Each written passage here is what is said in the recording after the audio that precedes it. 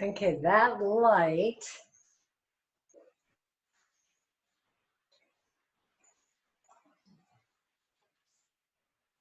Okay.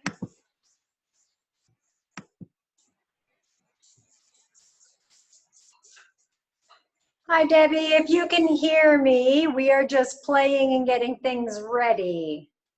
So.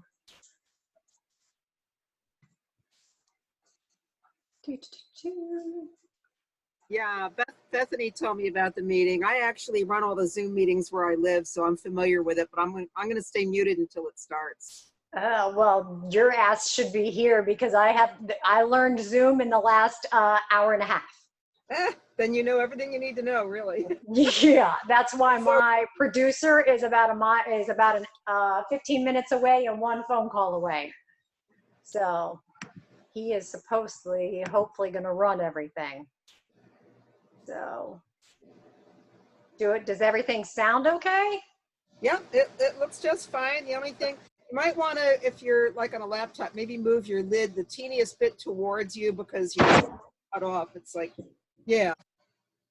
It's like Okay. a lot of times all you see is people's chins. Okay. And now you can't see my really cool logo. That's right. So you need to move it. Okay, good. Okay, so my husband figured this out. Okay, Glenn, all I see is your name. I don't see your face.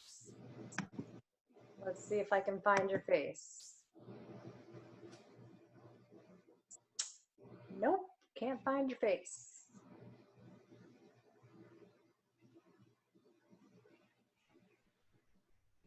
Do you have a video? Do you have a camera on that computer? Okay, that will explain it.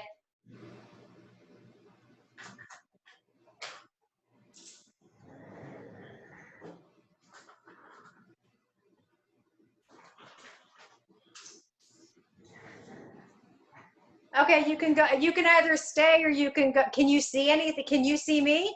Yeah. Okay. I'm gonna kick you out of there probably anyway.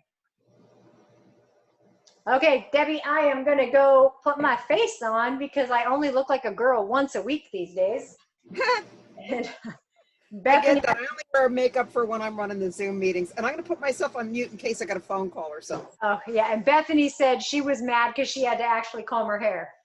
So I'll be back in a few. All right.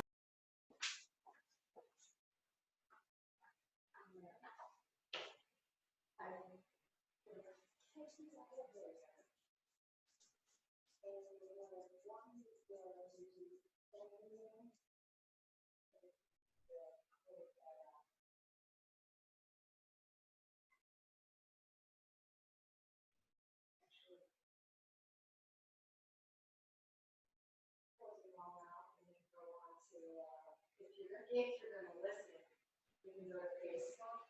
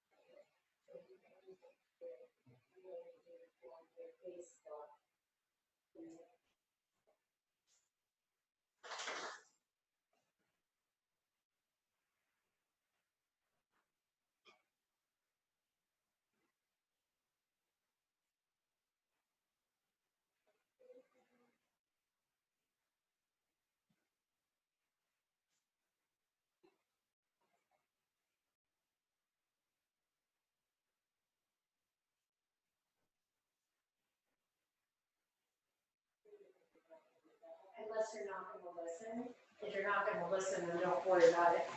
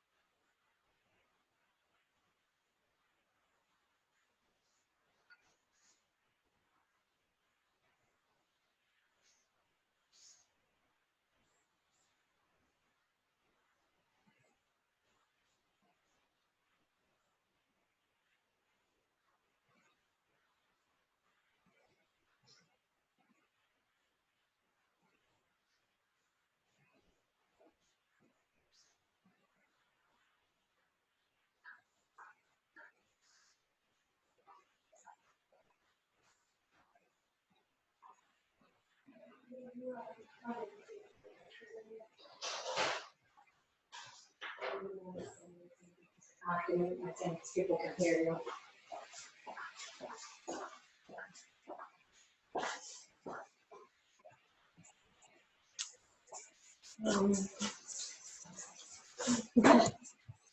Horrible.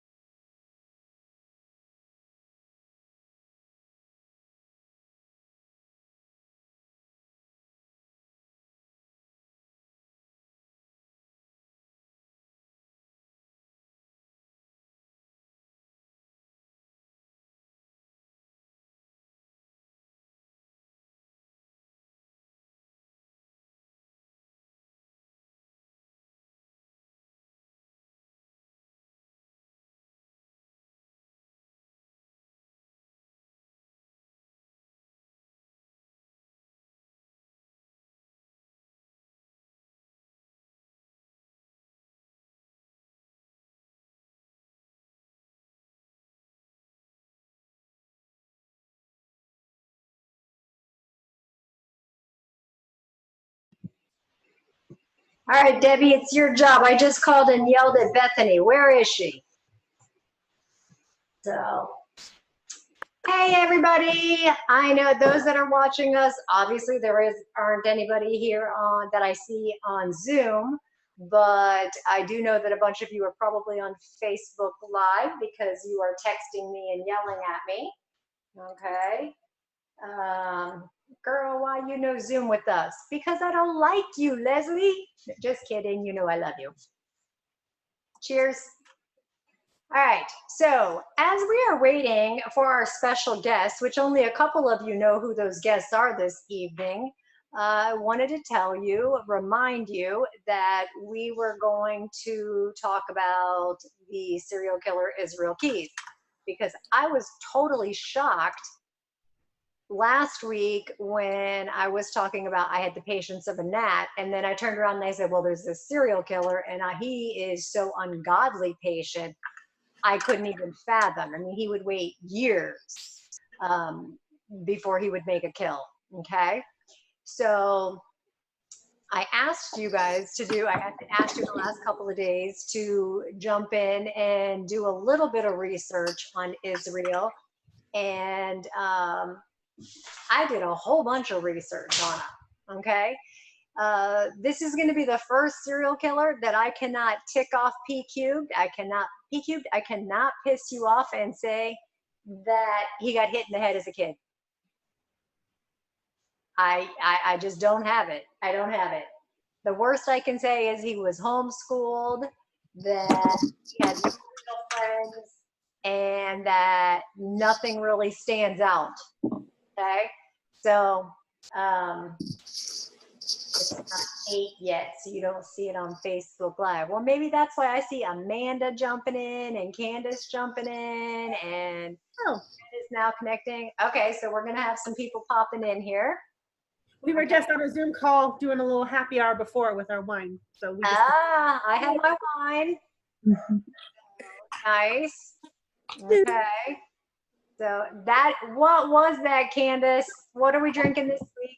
Just some beer, because Corona is super cheap right now. I bet it is. I bet it is. I'll tell you what, it was really sad because, yeah, you're right, PQ. We got a couple of minutes, so we'll just hang and play for a few. It's interesting because I think I told you guys last week that what I had bought for CrimeCon as my giveaways this year were beer glasses. Yeah. But the logo, and it's this logo, okay? So is on the glass, but it's all black. So I put my wine in it. You can't see it. So it's only good if we're going to be drinking Coronas or something like that. So, and P cubed, I can feel you rolling your eyes at me. So, but people are starting to pop in, P cubed. So I'm not sure. You're going to have to help me make sure. There's Bethany. Okay. If I can move people around or what, so that I can make sure I keep Bethany and our other super secret person. Hey, Bethany, quit moving. You should be able to pin yourself. Okay. Well, I gotta unmute Bethany, and right now there she is. Hi, Bethany. Where's your picture? It should be up there. Is it not? Hold on. All right, I had it off. there you are. Cheers, my love. Cheers. I'm opening up a bottle of Oak Mountain Winery Viognier. I think we had a bottle when you came to LA. Ooh, nice. I opened a bottle of Malbec. Ooh, lovely. Lovely. So, yes, you can text. You can text that. Oh, sorry. What? Bobby's texting, and my secret guest is texting saying, "Join the meeting?" ? Yes, Steve. Yeah, he needs a little help. He needs the link emailed to him. I'm gonna pour myself a glass. Okay. And just mute me until you're ready for me to talk. Otherwise, you'll hear all my inner. No, I'm not going to mute you. I want to hear every time you pour. You can unmute yourself too. You have Okay, the power. thank you. Have the power. Okay. So, I those of you can't. that are coming in, hey, Tara, you cannot stick your tongue out at me, you jerk. Yes, I can. Actually, you did. If you noticed, we dropped the podcast today in preview for tonight, and Pierre actually, P-Cube makes fun of me as I'm making fun of you. Because you're not afraid of the deviltry, but you're afraid of Slipknot and Hatebreed. I'm like, yeah. And then Why? because they're scary. They're scary, scary people. You just don't understand them. This is true. Give me a good serial killer any day. Give me a bunch of guys jumping around in tight pants and leather masks. I don't get it. The only way to go. Yeah, I don't know. I'm Something's okay wrong with with the tight you. pants. So, what'd you say? I'm okay with the tight pants. Yeah, the tight pants are okay. Hey, Carrie. Hey, what are you drinking back there?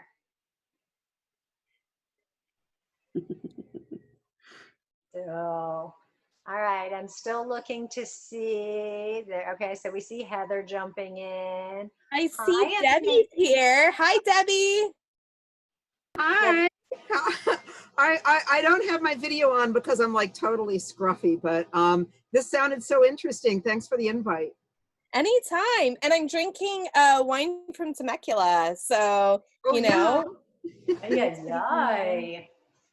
So, okay. Hey, Wendy. You know what? It was so funny. The very next day, okay, we had true crime last week.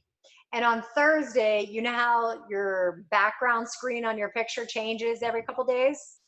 It changed to Stonehenge. And I went, Wendy, that bitch, she somehow got into my computer and we Americans. Yeah, I'm like, you hacked me. Ay, ay, ay. Well, let's see. I've already lost one of my. Who's the dude sitting on the couch? Can you guys see all of each other?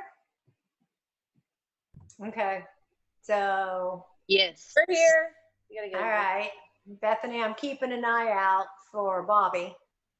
So now Hey, that I've turn already on dropped Facebook his Live. name. I'm texting you. You're texting me? Yeah, you gotta get on Facebook Live. You didn't turn it on yet. Yes, I did. No, you didn't. Don't tell me I didn't do it. I did. Live on Facebook. There should be a button that says all the way on the bottom. It says But more. we need to get Bobby a link because he's not in. All right, let's see. I sent Bobby links.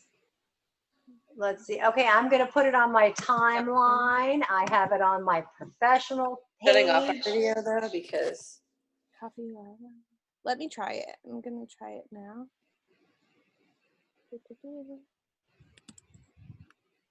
Yeah, I didn't know this was a Zoom, so I am not dressed for this. Hey, well, you can go watch. Well, right now I'm watching a black screen. You can go watch it on Go Live on Facebook. I'm sending it there again. Okay, good. I got a headache from Zooming all day. Do you know what I mean? Like my eyes can't take this Zoom crap. Well, the rest of us were worried about actually putting on clothes. Well, yeah, that's always a problem too, but it's usually from the neck up that I have issues with. Oh, and then Kimberly, I was just looking at your Facebook page. I'm actually retired from the Sun Sentinel newspaper and from Broward County. So I'm in California now, but I'm a South Florida girl. Oh, see? Hey, Wanda. Spawn of Satan's not in the room. I'll tell you what, I am originally from Ohio and I am so a South Florida girl. Yep. Okay. No, you're not. You want to be one. You're not from South Florida. Okay, we already had this fight earlier today. And do not, Ashley called, I talked to Ashley before this, and she laughed because you were mean to me on the podcast today. See, you're I'm not like- part of the 954, the 305. You're Yeah. still your 772. You know. You know what? I think I lived here when it was 561, and Oh, you're actually still- my dad's number was 305, and then it went 561 and then 772. That's funny. Yeah. So It see. used to be 407. Oh, yeah. See, okay. All right. That's 407. Orlando. See our guest. Oh, wait. We have Bobby. I'm unmuting you. Okay. Let me see. Okay. So we have, Bobby, we have people here on Zoom. We have 25 people on Zoom with us right now. And then I have no idea, Pierre, how many people are on Facebook Live. But I told everybody that we were going to talk about Israel Keys. Did you put it on your because page on Facebook Live? I did turn on Facebook Live. What do you want from me? Told No, you. see, you guys, this is what I have to work with. This is what I have to work with. Oh, I have to work with a bossy person. And I don't even listen to my husband. But for some reason, I wait, listen there to we this go. guy. So, Pierre, All keep right. it up, please. oh, there Thank you you. are. Ooh, did you wear the hat, Bobby? There it is. Okay. My back? The reason, yep, you're back. Bobby, the reason we're talking about Israel Keys, well, first, I would not tell you guys. I kind of gave you these little interesting tidbits about who my special guests were. And my special guests for tonight, which we've never done before, are Bethany Jones, who you can see up there. She's a true crime producer out in LA. And Hello. she is who I ran out to see when I needed a vacation. So, and then who better to talk about Israel Keys than Bobby Chacon? I'm like, a lot of us, Bobby, remembered you from your presentation at Crime Con. I can tell you, my producer is Pierre Pacheco, that's hiding in his little picture up there. I'm not hiding. I'm still here. Oh, there you are. So now everybody can see exactly how mean you are. But we started talking about Israel because last week, okay, we've gone through some of the normal stuff. We wanted to see what's this whole big obsession with the Tiger King thing going on. And then last week we talked about some other stuff. And I happened to say I had the patience of a gnat. And that's really true because like nothing is fast enough for me. And I said, unlike this serial killer that I was shocked they didn't know. I said, unlike Israel Keys, who could wait years because he wasn't really going, in my opinion, and Pierre and I talked about this, that we think he didn't have a type of a person or anything like that he wanted to go after. He kind of was geographical based. No. Go ahead. So in homicide investigations, when I went to the NYPD homicide school many years ago, when I was on a task force with the NYPD, I was assigned to New York City. So the two biggest things that you look at when you're doing a homicide, you get build a Venn diagram. You take two circles, right? And one circle is the world of the victim, and all the stuff in the world of the victim. So you imagine a circle with the world of the victim. And then the second circle that overlaps with that is the geographic location of where the body's found. And where those two circles overlap, you're going to find 90–95% of your suspects. The person is either going to be tied to the person that was killed, to the victim somehow, or they're going to be tied to that location somehow. So in other words, we had a case, these random cases where a guy sets up and someone wanders through their killing field and it's a random victim, but they chose the location. Right. So that's the way you really hone in on a suspect pool, is either through the victim's life or the life, if you will, of that location. Keys knew that. And so he stayed random to his victim and he stayed random to his location. That's what makes it, Pierre and I find him fascinating because he's the only serial killer that I've studied that's ever done that. Right. Well, he grew up watching TV shows that about serial killers and stuff. So he learned some of this stuff. Some of the stuff is learned behavior. How to avoid getting caught was definitely a very conscious thing for him. So, for example, the second the second case I worked, the Israel Keys case, was the double homicide of Bill and Lorraine Courier. Right. In New York. He literally flew from Alaska to Chicago, rented a car in Chicago, drove 1,000 miles to upstate New York, paid for the car in cash, so that he would not be tied to that location. And didn't he take them, he took them further up north, or he went to Vermont with them? Yeah, he took him to an abandoned house, and actually Lorraine escaped. Yeah. And he caught her in the driveway, and there was a big fight, and she actually fought very, very hard for her life. And but he knew that he was going to be random to that location, and that so when the cops are doing their typical knock on doors neighborhood investigation, no one would know this guy in that neighborhood. And when they looked at the Courier's lives, or even Samantha's life, he would not come up in her life, and so that's why he was successful for so many years. He did make the mistake of, in his particular case, of attacking her in Alaska, in Anchorage, where he lived. That was a mistake. And then, of course, the ransom demand was the big mistake. That's ultimately what got him caught. Okay. All right. Why do you think he is the way he is? I mean, he was meticulous. And why did he make that final mistake with Samantha? Because, like you said, it's in his own backyard. Pierre and I were discussing, the only person to us, it seems like, based on what you guys have all given us, that the only person he truly cared about was his daughter. Is it his daughter or stepdaughter? His daughter. Okay. So why did all of a sudden he go from being meticulous and perfect to making so many mistakes? Like, Samantha was just a disaster. Yeah, I mean, this is only my personal theory. Yeah. And it's because he was a carpenter by trade. He worked in building and construction. He happened to be living with a woman at the time who was not his daughter's mother, but he was living with a woman who was a nurse anesthetist. Very good job, very well educated. She made very good money for Anchorage, Alaska. And I think he got emasculated because he was not working very much at the time. Construction was down. He was having trouble finding work.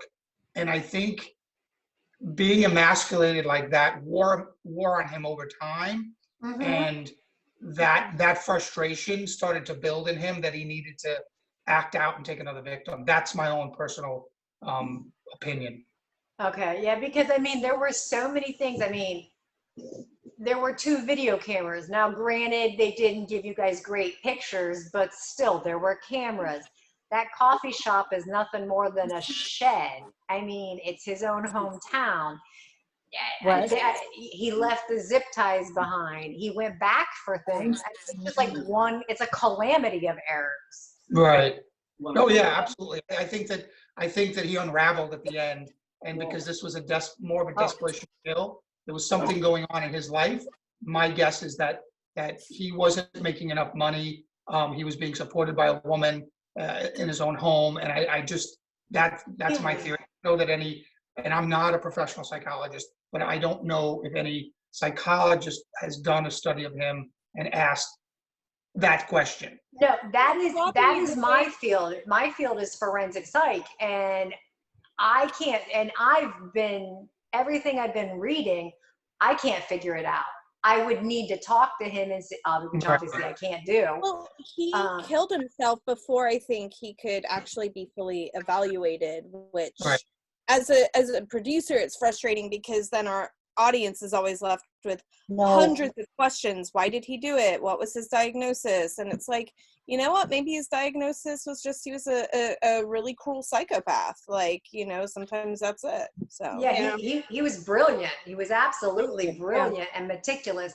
Yeah, Bethany, if you'll do me a favor and go expand on that, because when we led up to the week, we were giving little hints and clues, and then with the podcast today, we refused to tell how it ended. So you just said part of it. So can you tell us how it ended? You or Bobby? Yeah. I'll start with the end and then ask Bobby to take us back to the beginning. So after Israel Keys was killed, and Bobby can also speak to this, he was pretty insistent, if I remember correctly, on having the female special agent that had worked the case do his confession. Bobby, Okay. am I remembering this accurately? There was a detective and a female FBI agent. Right. And he wanted the woman there, the female agent there specifically. Yeah. And he confessed, and he was going to get the death penalty, and he made this mandate that he was to be killed exactly 1 year to the day after he was going to be sentenced, or after he was charged. Right. And of course, like, the wheels of justice turn slowly. You know, his case was going to be just ginormous, huge, you know, monumental, with national implication. And it wasn't going to be in a year. And he hung himself in his jail cell exactly 1 year to the day after he said, I want to be put to death, 1 year to the day after. And I think, while one part of me is like, ooh, what a relief, you know, it saved us all that time and effort and energy. And then the other part of me is like, we are left with these unanswered questions. Well, I can tell you one of those one of those questions are, and then I was mean to Pierre today, because he has these kill kits, Bobby. There could still be 20 or 30 kill kits out there. Oh, I'm sure there are. Yeah, so it's like, you know, it's like the ultimate geocache, because you know somebody's gonna find those at some point in time, and they're gonna be like, what the hell is this? They're gonna find money, a gun, this, that, whatever. Duct tape, rope. Yeah, yeah. And me, it would be my best day ever. I'd be like, Bethany, guess what I found? Yeah, we hope that people will turn them into the local police, but of course, Absolutely. some of them may not be. Some of them may be found and actually not turned in. We just don't know. We'll never know. Yeah, it depends on who finds them too, with what they're going to do with them or use them, and yeah. So you know what I would love to hear though is the beginning of the case, and Bobby, a little bit about your career and how you got involved with the case. I think, you know, because we all know the story, but just take us back for a moment. Tell us about. I mean, I know it, so just tell us. Yeah. Sure. So my involvement in the case started. So I was assigned at the time to the Los Angeles field office of the FBI, and I was in charge of the full-time diver. So years earlier, to start, I created the FBI's underwater forensic program. So the FBI didn't have a dive team or underwater forensic program. So back in 1999, I was tasked by the FBI laboratory in Quantico to create that program. And I spent several years doing that. And the story of how that was done is for another time. But it was years in the making. By the time, and then I ran the New York office dive team. So there are 4 dive teams in the FBI: New York, LA, Washington, DC, and Miami. I was the senior diver at the time, and I was running the Los Angeles dive team, and that was going to be until I retired. And I was driving down the 405, a very busy freeway, on a Friday afternoon in heavy traffic, going home, and I got a call from my program manager in Quantico, because I worked in Los Angeles, but I reported directly to the FBI laboratory. And so he said they got a call from Anchorage, the Anchorage field office, and they need a dive team up there right away, because they have a victim that's supposedly under a frozen lake. And this is, I think, March. And so still in Anchorage at that time of year, obviously there's still a lot of ice. This was about 40 miles north of Anchorage.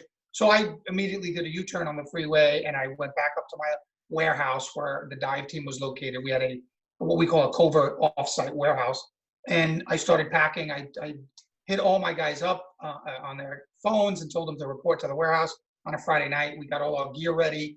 I was talking to my program manager about what we would need. At that point, I'm in touch with Anchorage as well, because I want to know a little bit about where we're going. We'll need special equipment. So we pack out our gear depending on where we're going. And years earlier, we dove in the middle of southern Iraq. And so obviously that's a different gear package than we'll take to Anchorage. We get all the stuff there, and Saturday morning we ship it all up, and Sunday we fly out there. At this point in the case, Israel is already in custody. He was in custody on Thursday, and I got the call on Friday. He was in custody, but prior to that, he was in Anchorage on Thursday. He gives up the location of Samantha's whereabouts on Thursday night. They call me on Friday, or Friday afternoon. They call me on Friday afternoon. And so that was my job. My job was to go up there, to drive 40 miles north of Anchorage, and to work with the information that he had given them, and to locate her body at the bottom of that lake. That was my team's mission. And so that's what we did. Bobby, did Keys give up that information? And who did he give it up to that she was under the lake? Yeah, he gave it up to the two investigators, as I understand it, the FBI agent and the detective for the Anchorage PD, two female investigators that he was dealing with. And it was one of these, it's fascinating when you talk to them about the game they had to play with him to get that out of them. And basically, you know, they called us bluff and stuff. I mean, when he was arrested in Texas, because that's where he was arrested in Texas, he had her ATM card on him. Right. And that's what he was using to get the money. The FBI was putting money into her account and funding his ransom demands so that we could track his whereabouts as he made the withdrawals on the ATM. See, again, I find that to be another mistake. They didn't have a whole lot of information. I find that as another mistake, Bobby, you know, Yeah. that because he's always used cash, but now he's leaving a trail. Right, and he usually gets his cash from robbing banks. So Right. he was pretty adept at spotting a small bank and taking a small amount of money that he needed to fund his operations. And he knew, again, how to not get caught. You're not going in and stealing $1 million and waving a gun around and hurting people. He was very good at pulling small town bank robberies. And again, that's a huge mistake because it got the FBI involved, and now all of our resources were on him. We were tracking him. Ultimately, a very sharp sheriff's deputy in Texas who read his reports that morning that they get the bolos to be on the lookouts for. And we had spotted a certain car leaving the ATM, a very sharp analyst reviewing the videotape, because those ATM videos cut off after about 30 seconds. They don't film the whole time. Right. We couldn't see because he had a hood on, but just before it cut off, she saw a car go through the frame. She captured that frame. They did what they thought was that car, and they relayed that information to all law enforcement in that area, and that he might have been traveling through. That deputy saw the car in a motel, waited for it to leave the motel, pulled it over at the first sign of a traffic infraction. And we all commit traffic infractions enough it doesn't take that long. No. He followed while he committed his first infraction. He pulled over on the infraction, searched the vehicle, and found the things that caused him to take him into custody. And then ultimately he was extradited up to Anchorage, where then through their interrogation, he gave up Samantha's whereabouts. He said, you know, he told them all about Samantha. Yeah, he played this game, which I found was interesting. He didn't want anybody to know. Well, he didn't want his daughter to know about this second life that he had. He very much throws the media under the bus that, oh my God, you make all these shows. I don't want any of that information out there. But then he wants the day. How magnanimous of him. Blame me, the media. Yeah, way to go, Bethany. So he wants to be in control. He also wants to control, he wants the death penalty. That's going to be high profile. So why does he not want any attention, but he wants to make sure he's charged in Washington when he gets that?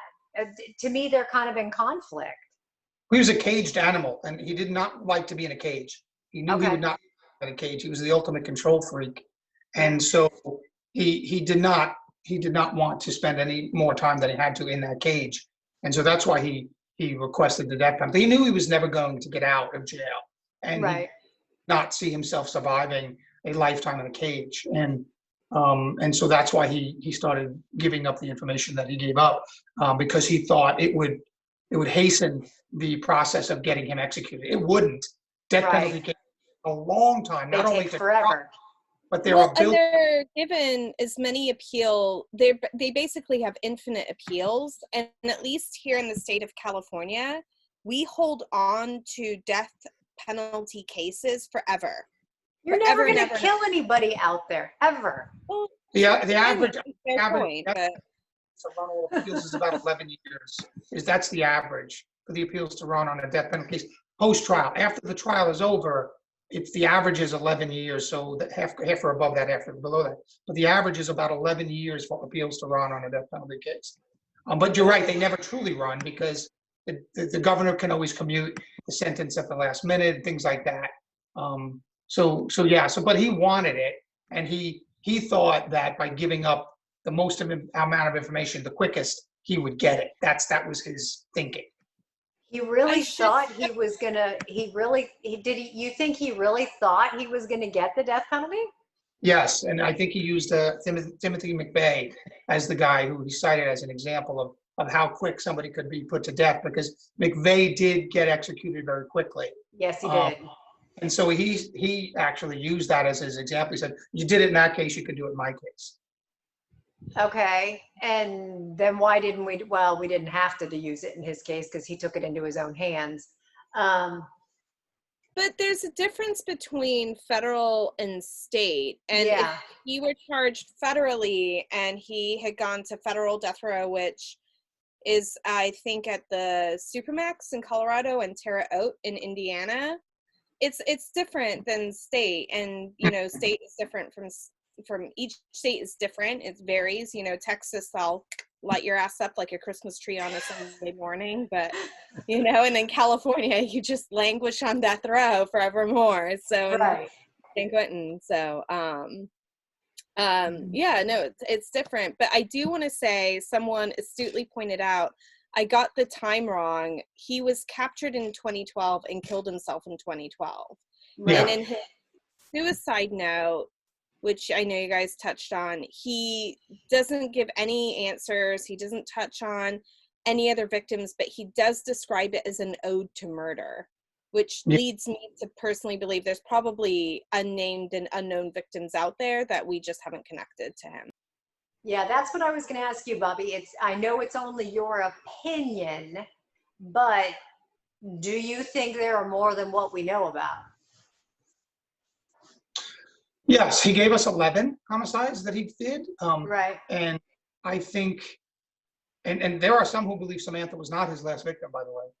Really? That he killed somebody in either Arizona, New Mexico, or Texas while he was on the run. That is a theory that's out there.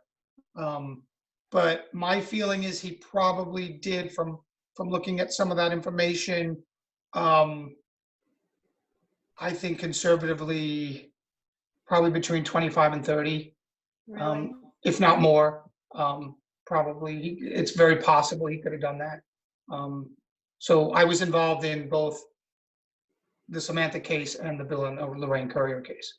That had you on both coasts, basically. So how did that work? I mean, So why were you both sides? We recovered Samantha first, and in my mind, I told my divers, I said, this guy's going to keep us busy for a while, because if he likes, there's a thing about criminals, if they like a particular method of disposal, that's what they stay with. So if he likes water, he's going to use water. And so sure enough, I don't know how much longer it was, I got the call.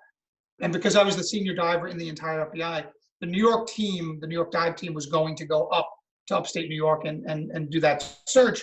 They asked me to go along with them and supervise them, because they had to turn over a bunch of younger divers. That's my old team. I built that team as well. I ran that team. So I was flown out there to basically help them on that dive. That wasn't for the courier's bodies.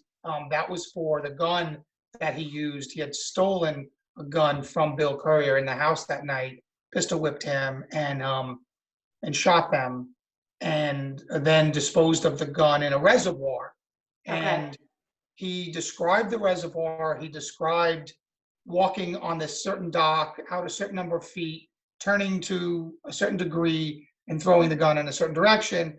I worked, as I'm working my work up, I'm talking to the local detectives up there. I'm saying, do you have a reservoir that sounds like this? They go, yeah, we know exactly where we think that is. And we went to that reservoir. It was a city reservoir, so it was gated. I don't know how we got in, but we got in there. I found the dock that I thought he talked about. We walked down it. We looked at the angles. We put divers in the water, and normally we cover a much bigger area than we think we need to. And within 15, 20 minutes, our diver had found the weapon. because it was literally exactly where he told us it was. And so he had a remarkable memory about what he did with even this gun. And then of course the bodies that he had disposed of. But yeah, so he had a remarkable memory. Even in the Samantha case, he told us that there was a big lake. I was actually at that lake this past December shooting another documentary for Fox Nation on this case that's now on the air. And I went and revisited the lake. And, you know, he said, I went out there, and that lake is a very popular ice fishing lake. And so I went out there and I pitched one of these ice fishing tents that is very common to see on those lakes in Alaska. And those guys usually have like a little stove in there, and they heat up their food or their drinks or whatever, and they stay warm in there. He pitched one of those. He drilled a hole, a round hole, and with an auger, and he put her body into 5 different holes actually over time, over the course of an afternoon and the next day. And then he had this piece of plywood, because you have to keep yourself up off the ice or you really get cold. So they drag a piece of plywood as a platform, and he set that on fire. And so when they sent like an Alaska state trooper up to that lake that night when they first got this information, he went out there with his flashlight into that area of the lake, and he found a half-burned piece of plywood frozen over, because it had been weeks, obviously 6 or 8 weeks earlier, and it had melted and frozen and melted and frozen. But this half piece of burned plywood was sticking out of some of the surface ice. Okay, so which made it easier So for we you felt guys to pretty locate. confident. Okay. Right. I Right. So that we remember, had a yeah, I remember, and Pierre, we both remember being in Nashville when you showed that. Some of the, well, most of the people that are on here, Bobby, didn't even know who Israel was. So Right. I am turned more to a victimologist than a criminologist, but I would like them to know, what did you have to recover with Samantha? So we were told that we had a victim, a 19-year-old female victim, 5'5", 130 pounds, general description of her, and that she had been dismembered and in 5 pieces, placed in 5 different kind of holes in the ice. So she was in 5 pieces and weighted down. Normally, a criminal like that will do that, will weight them down.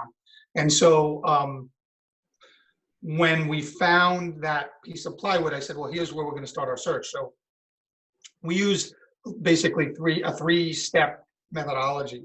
We sink a sonar first, and this is not a moving sonar like we tow behind a boat sometimes when we're searching a big area. This is a stationary sonar that's on a tripod. So we sink it to the bottom. It sits on a tripod on the bottom, and it rotates. And it gives us a complete picture of the bottom in that area. As soon as I got a clear sonar picture, I saw 5 separate and distinct items on the bottom. I think I remember you showing that to us. Yeah, the sonar doesn't give you photographs; it gives you shadows. But under ice, it was about 4 feet of ice, 4 feet thick of ice. And under ice, the water is crystal clear. There's no better diving than going under ice, because it's so clear. Because all the sediment in the water and most of the sea life has gone dormant and is laying in the silt at the bottom until the water warms up again. And so I saw 5 distinct objects in our immediate area within 20 feet of the sonar. So the second phase is leave the sonar in place. And now I'm going to drill a second hole in the ice, and I'm going to put what we call an ROV, a remote operated vehicle, which is a small robot, if you will. It's tethered to the surface. It brings us back video, and it has a manipulator arm. I can use it to cut things and grab things. So I have a sonar operator. So I have a couple of pop-up tents around this hole. One's my sonar operator looking at his pictures in the dark, because the darker we can get, the better. It was a very bright afternoon in Alaska when we were doing the search, so I've got to create darkness for him. And then the second tent has my ROV operator who's looking at it. Also has a mini sonar, and it has 2 cameras, a front and back camera. So they work together. They're on radio, and the sonar operator can see the mini robot, and he's giving directions to the robot. What I want him to do is get that robot with its camera right in front of one of those objects. Okay. Now, believe me, I've done this 1,000 times. Half the time, you turn it on and it's a rock.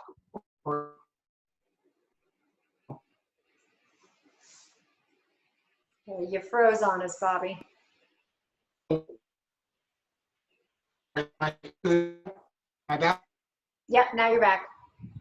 my Your back. face is frozen, but your voice is back.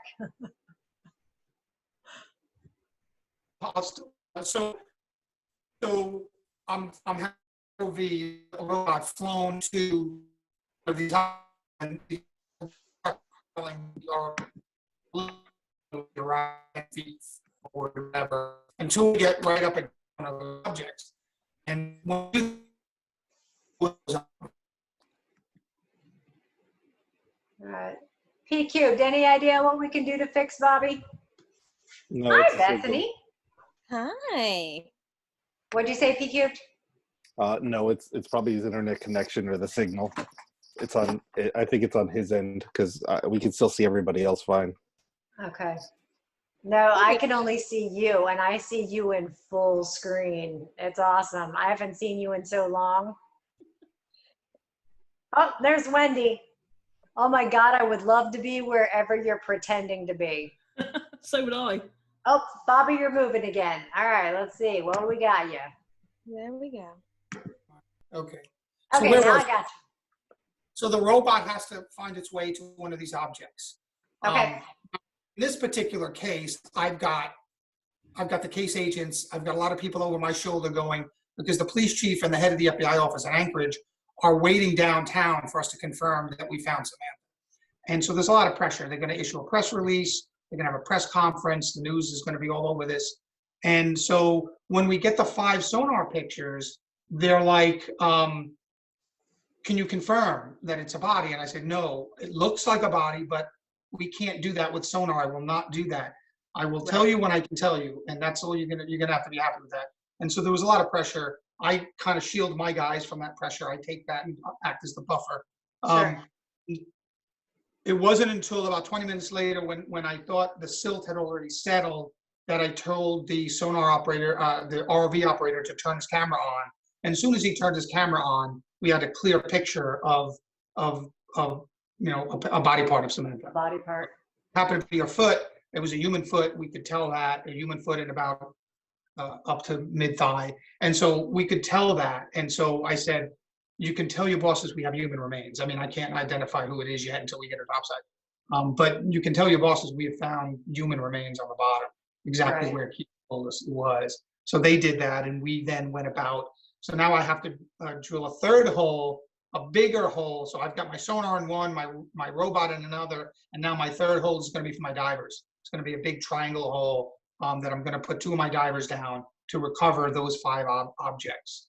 And so they also wear these big steel helmets, which have cameras on them. So I'm watching the whole recovery. As soon as they hit the water and they look down, it was about 40 to 50 feet deep. I can see the body part. I can see Samantha on the bottom. Right. The one thing, the one restriction that Keys had told him about our operation was, and it wasn't that he didn't want his daughter to know that he killed her, from what I understand. He didn't want anyone to know that she had been dismembered, that he cut her up into 5 pieces. So normally we would treat each piece individually and separate and bring them up separately in different bags. But we used one body bag because we had a point, we could see the media. They knew we were there. We could see them on the hillside many yards away, but they had the high-powered cameras and the microphones. I knew they were probably listening to us.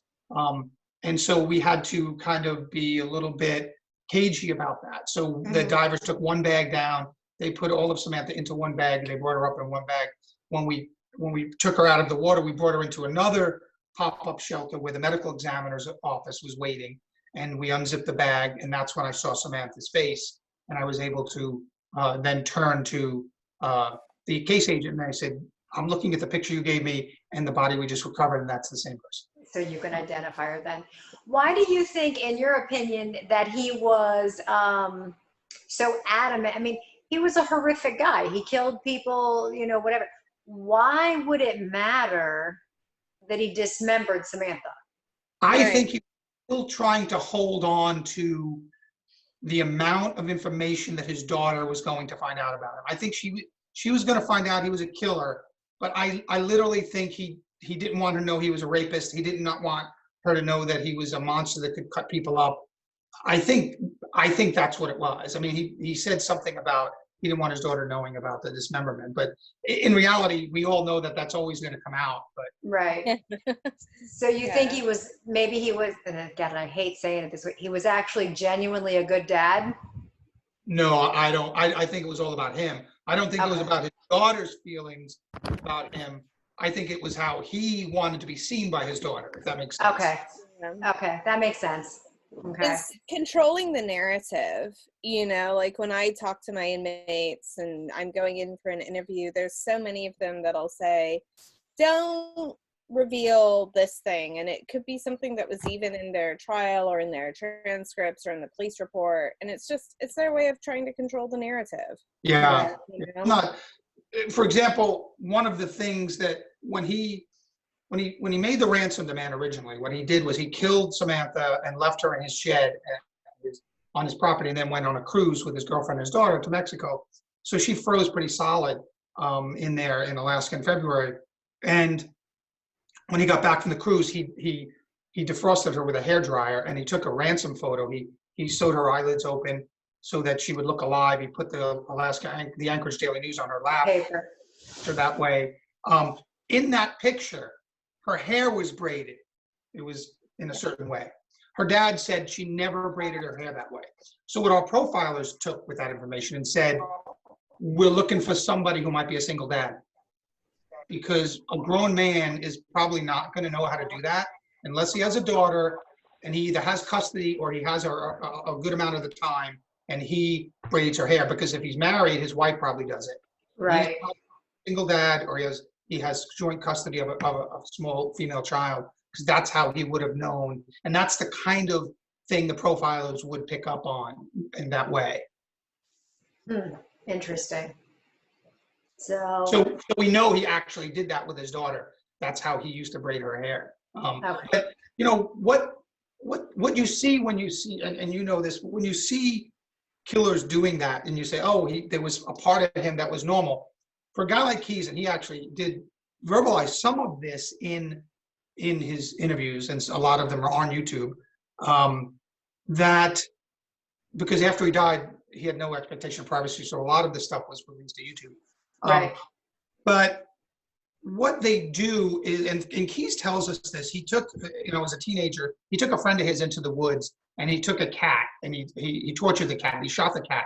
He tied the cat to a tree, and then he shot it in the belly and watched it run around in agony and pain. He watched his friend throw up, and he couldn't understand why his friend got so upset to the point of physically vomiting. Right. He said, that was the last time I ever took anybody into the woods with me. That's when I knew I was different. That's when I knew that, I was different than everybody else in the world. He later became fascinated with other serial killers when he found out there were other people like him. But as a teenager, he thought he was the only one in the world that had those feelings and stuff. So he couldn't understand why someone would be, but he knew they were. He knew they were horrified by it, but he couldn't empathize with that feeling. Right. What they do a lot of times is, so they know they don't want to get caught. So they know what's normal by observing the rest of us. So he knew to braid his daughter's hair. He knew how to be a dad because he probably observed dads. He probably observed other dads doing that. So when he's sitting there braiding his daughter's hair, it's not because he has that same loving feeling for a father, for a daughter that most fathers would have. It's because he knows this is how he has to live his life. He has to pretend to be this person so he can go and be the real person. Yeah. It's Yeah. not like they have two parts of their personality a lot of time. He's an evil monster that knows how to hide that part of him by pretending to be that dad. Right. Yeah. It's funny because right now there's a lot of conversation and dialogue around restorative justice and redemption and healing and commutations, and especially in the coronavirus. And I've always said there are certain people who can be reformed and they can even if they've killed someone, right? But someone like Israel Keyes, Jeffrey Dahmer, the Golden State Killer, Bobby Joe Long, all these serial killers, that's who they are. They're not going to change. No one's going to change them. No amount of therapy is going to change them. you know, because Jeffrey Dahmer also had a weird fascination with dead animals. He would Right. pull roadkill, and his parents really wanted to understand why their son would do this. And I think, you know, there's the triage, and Kim, you can talk about this. There's the triage of psychopathy and of serial killers, and it's, you know, wetting the bed, it's the killing of the animals, And fire. and fire. Mhm. So, Yeah. Well, you know, about a year before, or a year or two before, I could look up the dates, but we went down to San Diego and we recovered a 15-year-old girl named Chelsea King. And Chelsea was murdered. She was on her high school track team, and she was running around the reservoir in her neighborhood at 3 o'clock in the afternoon after school on a training run. And she was taken and killed, molested and killed. And we recovered her, and she was killed by a guy named John Gardner. And John Gardner, it was determined he had killed a girl a year earlier inland, inward of San Diego County, a Hispanic girl. And at his arraignment for Chelsea's murder, he told the judge, he said, if you let me out, I'm going to do this again. I cannot not do this. This is who I am. He literally verbalized that on the record in court and said, you have to keep me in jail because I will do this again. I don't have any control over it. And nothing you do is going to allow me to maintain control over this. And Yeah, so I think he was Bobby aware. Joe Long told us both the same thing when we found out we were both talking to him, Bethany, right? he never knew I'll rephrase that. I never told him that we were talking because it was of more value to me to be able to compare what he said to you and to me. But he almost had these like template answers. Yeah. They were creepy answers, I'm not gonna lie. They were weird and bizarre and crossed many thresholds that I didn't know were gonna be crossed so soon. But yeah, I mean, it really said to me, he was a different beast than the kids who've killed that I've worked with. That it's like he's definitely was irredeemable. He was different. Yeah.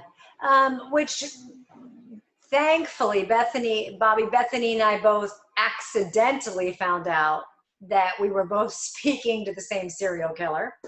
And wasn't until after he was executed that we shared our mutual feelings for that experience, because I was up there when he was executed. He had asked me to watch the execution, which wasn't legal in Florida. And I can tell you it changed me. So how do you compartmentalize doing this over and over and over when you're going out? You're the head of the dive team. You're out, you're recovering. Yeah, that could be a whole nother show. So not only do I have, I've had to deal with it, and believe me, when we started the FBI dive program, this was not an expected thing that I thought I was going to have to deal with. We thought guns and evidence and stuff, but it led to this, 19 years of recovering bodies. Unfortunately, most of them children. Unfortunately, most of those children died at the hands of predators. And we are the first ones to see their faces after their killer. So when I dive down and I look at a child's face and their eyes are open, I see that torment in their face. It's like they're looking at their killer because that's what's frozen on their face. And it's, so yeah, there are things to deal with. So not only do I have to deal with that, I had to deal with the men and women who worked for me on the team, and I had to guard them against it. And I had people on second or third missions say, I really didn't realize this was going to be part of it. And so they begged off the team, which was fine. I tried to warn people as much as I could, but you can't really until you go through it at least once. And so I had no hard feelings. It was always, I had a guy who had teenage daughters, 3 of them, when we did a teenage daughter, they may even be Chelsea, but we did a teenage recovery, and he came to me and said, I have to step away for a while. And he took a year leave of absence from the team. He went and worked bank robberies and kidnappings and came back after a year, and he was fine. But he just needed that time away after that particular recovery. We have a critical incident stress debriefing, CISD, where we all go through at least 1 hour with a therapist when we get back. So in my case, we had this warehouse on Van Nuys Airport that's that's covert, so you wouldn't even know it. There was a air conditioning place on one side and a TV kind of warehouse on the other, and we were in the middle. And we would have her. We had a female therapist employed by the FBI who would come after we did a recovery like that, and everyone would spend an hour in with her. And if they wanted to do follow up in that 1 hour initial that's mandatory, they could arrange for the follow up at a different location, because I didn't want any stigma ever attached to seeing a therapist about this stuff, because we still live in a macho world, and people in law enforcement want to be tough and things. It's much less now than it was when I came on in 1987. And I always made sure that anybody that needed to talk or wanted to talk had the resources. I myself have seen a therapist for years about this. I was diagnosed with PTSD after I came back from Iraq the second time for the FBI in 2006. I was sent to Iraq. I was tasked with putting a team of divers together to go to southern Iraq because 5 U.S. soldiers had raped and killed a 14-year-old Iraqi girl, killed her mother, father, and 5-year-old sister. Oh my God. So the military did not want to use military divers.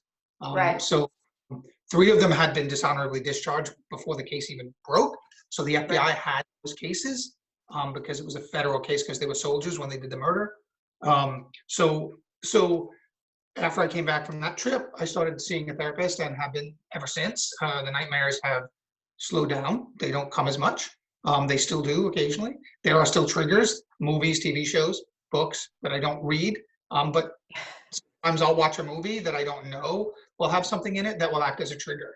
My wife is very tuned into that, and she'll notice changes in my behavior. And she has a tool set as well to employ to help me to go through those times. It's a place that I did not ever know. I was not been told I was going to pay, but it's just something that goes along with the territory. I would do the same thing again even if I didn't know that this was going to be a long-lasting effect. But I get such great satisfaction out of knowing that we did that job so well for so many years and helped so many families get their loved ones back. And so I really had such a big general feeling of satisfaction of the job and the men and women I worked with, that it's not something I would trade, even knowing that the toll that I would have to pay. Right, the sacrifice you've made for your own mental health. You're actually in a really interesting and actually a harder position, because you being in charge, you have to monitor your team. And if I can already see them in distress, it's too late. They're already there. So you've got it doubly hard, because you got to take care of yourself, and then you got to catch them before they get too far. Right. And I work with professionals that told me what to look for as far as behavior, and I always made sure my people were working out and exercising and getting enough sleep and not doing the stress relief of going into a bottle or aggressive behavior or that. So I'm always attuned to that, and I always watch them, my divers, to make sure. Another thing is, for example, we didn't use the victim's name on the dive side. We never called Samantha until we had her back. We would call it the target. We would call it whatever subject, whatever it was, the object. People could misperceive that as a lack of feeling or a lack of emotion, but that's just the way we had to operate. I never wanted my divers to know any more about the case than they absolutely had to do the mission. We could learn about it afterwards, but I didn't want them knowing too much about this. So I told them, don't read the newspaper.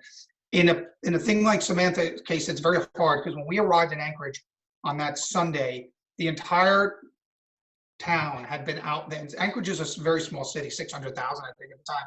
And so there were billboards up. I remember going to a fast food restaurant. Oh my God, Bobby, this is like one of the best, most heartfelt anecdotes that you told me about the restaurant. Yeah, I stopped and I got a burger because I got up there before my team, and there was Samantha's face right there. on, please bring Samantha home. The kiosk above, the billboard above her kiosk, it belonged to the shopping center. So there were a couple of, there was a gym in there and there were a couple of different things. Yeah. So when we first got there, it said, we're coming for you, Samantha, we'll be, so it was a hopeful message that they were still going to find her. She was only gone 6 weeks. They were still searching the woods. There were still volunteers going out, 3 times a week, looking for her, hoping that she was kidnapped or being held hostage somewhere. We knew, of course, that she wasn't. When 8 or 10, 12 of us FBI agents come in and check into a local hotel, everybody in that town knew. And so, because we have to get the government rate on the hotel, we have to show our government ID, we have to rent cars with our government IDs, and so the reporters were on us, and so we have, and most of the time when we go into a rural area like that, it's one of the only hotels to stay in. So you don't know if there's going to be family members from out of town of the victim there. So we couldn't, when you're at the Hampton Inn and you're having breakfast, you can't talk about the things.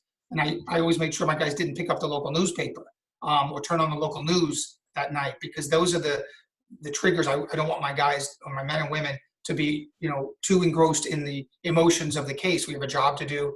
Divers die all the time doing this work, and they have to be safe at what they're doing. And so they have to be focused on it.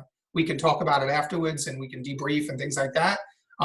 So that was one of the tools that I used, is to kind of keep them a little insulated from the case. And because most of these are children, and because most of my divers had children, I never had children, but most of them did, that there was going to be that emotional connection. And so I needed to take extra steps to make sure that did not affect them and have them lose focus. Yeah, that's interesting, because you and I react completely differently. For you, that's a survival and a coping mechanism to not consider the victim a person. And I completely get that.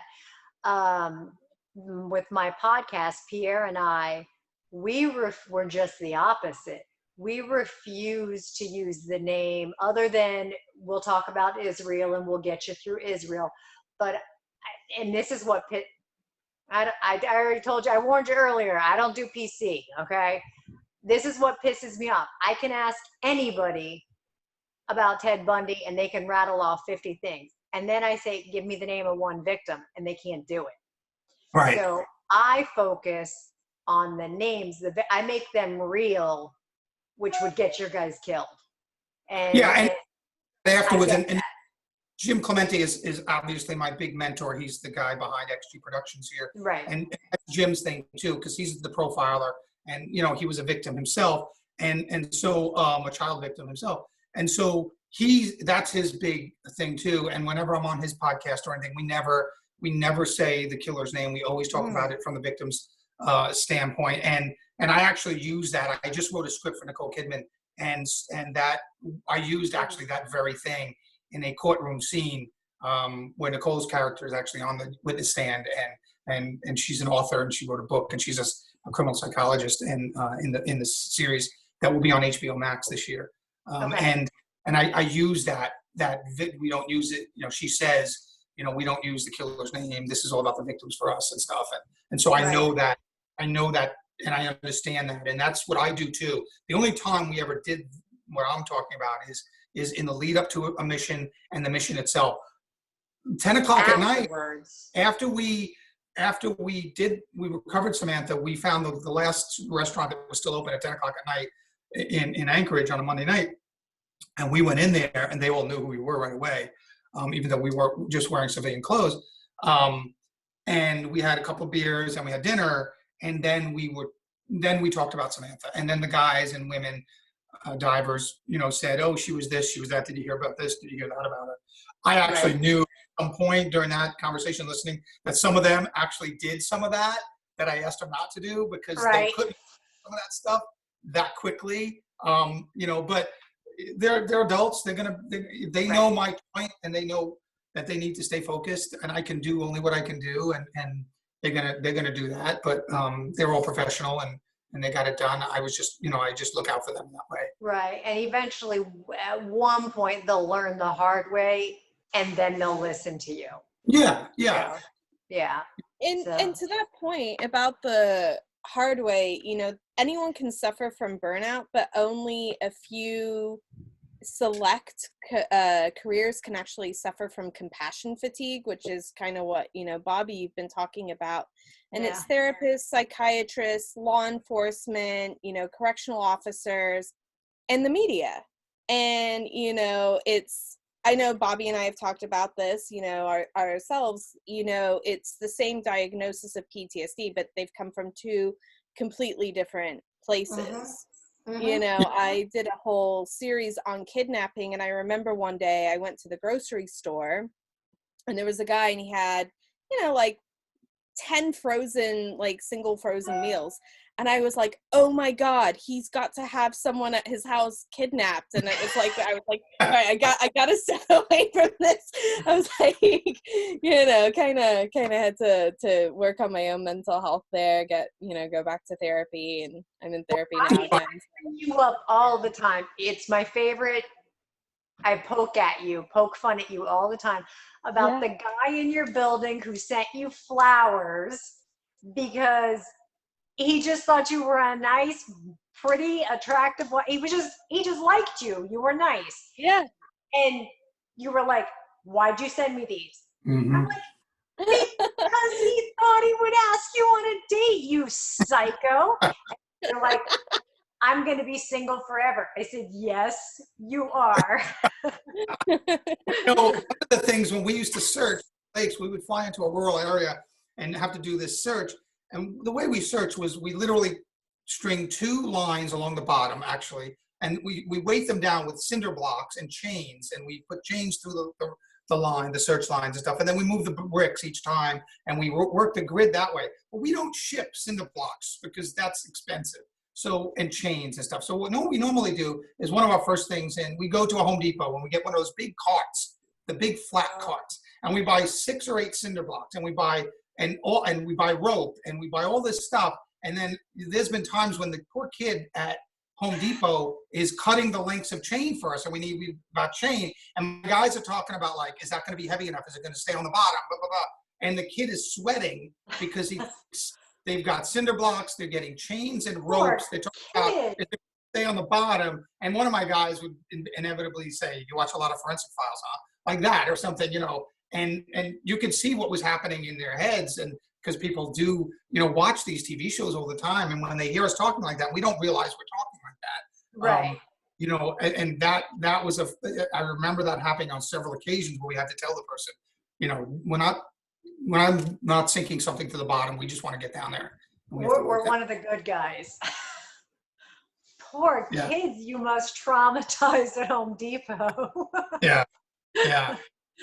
Oh my gosh. It's funny. You're reading that book now, American Predator. Is that right?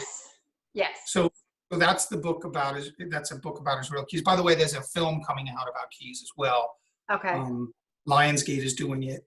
They haven't decided to bring me on as a consultant or not yet. There is a script. I haven't seen it. Like I said, there's Oxygen did that Method of a Serial Killer show. Fox Nation just did another one that's now on, but they're a subscription service, and I don't have a subscription, so I haven't seen it, but they took me up. But in that book, it was interesting because I spent a lot of time. The reporter took about 3 or 4 years to write it, and if you read the little section on my role in the case, it was interesting because I had never looked at it that way. And my wife and I had for years tried to have children. We couldn't have children. And we dealt with that as a couple does. And the writer of that book talked to me a lot about what it was like dealing with parents and telling a mother that their child was dead.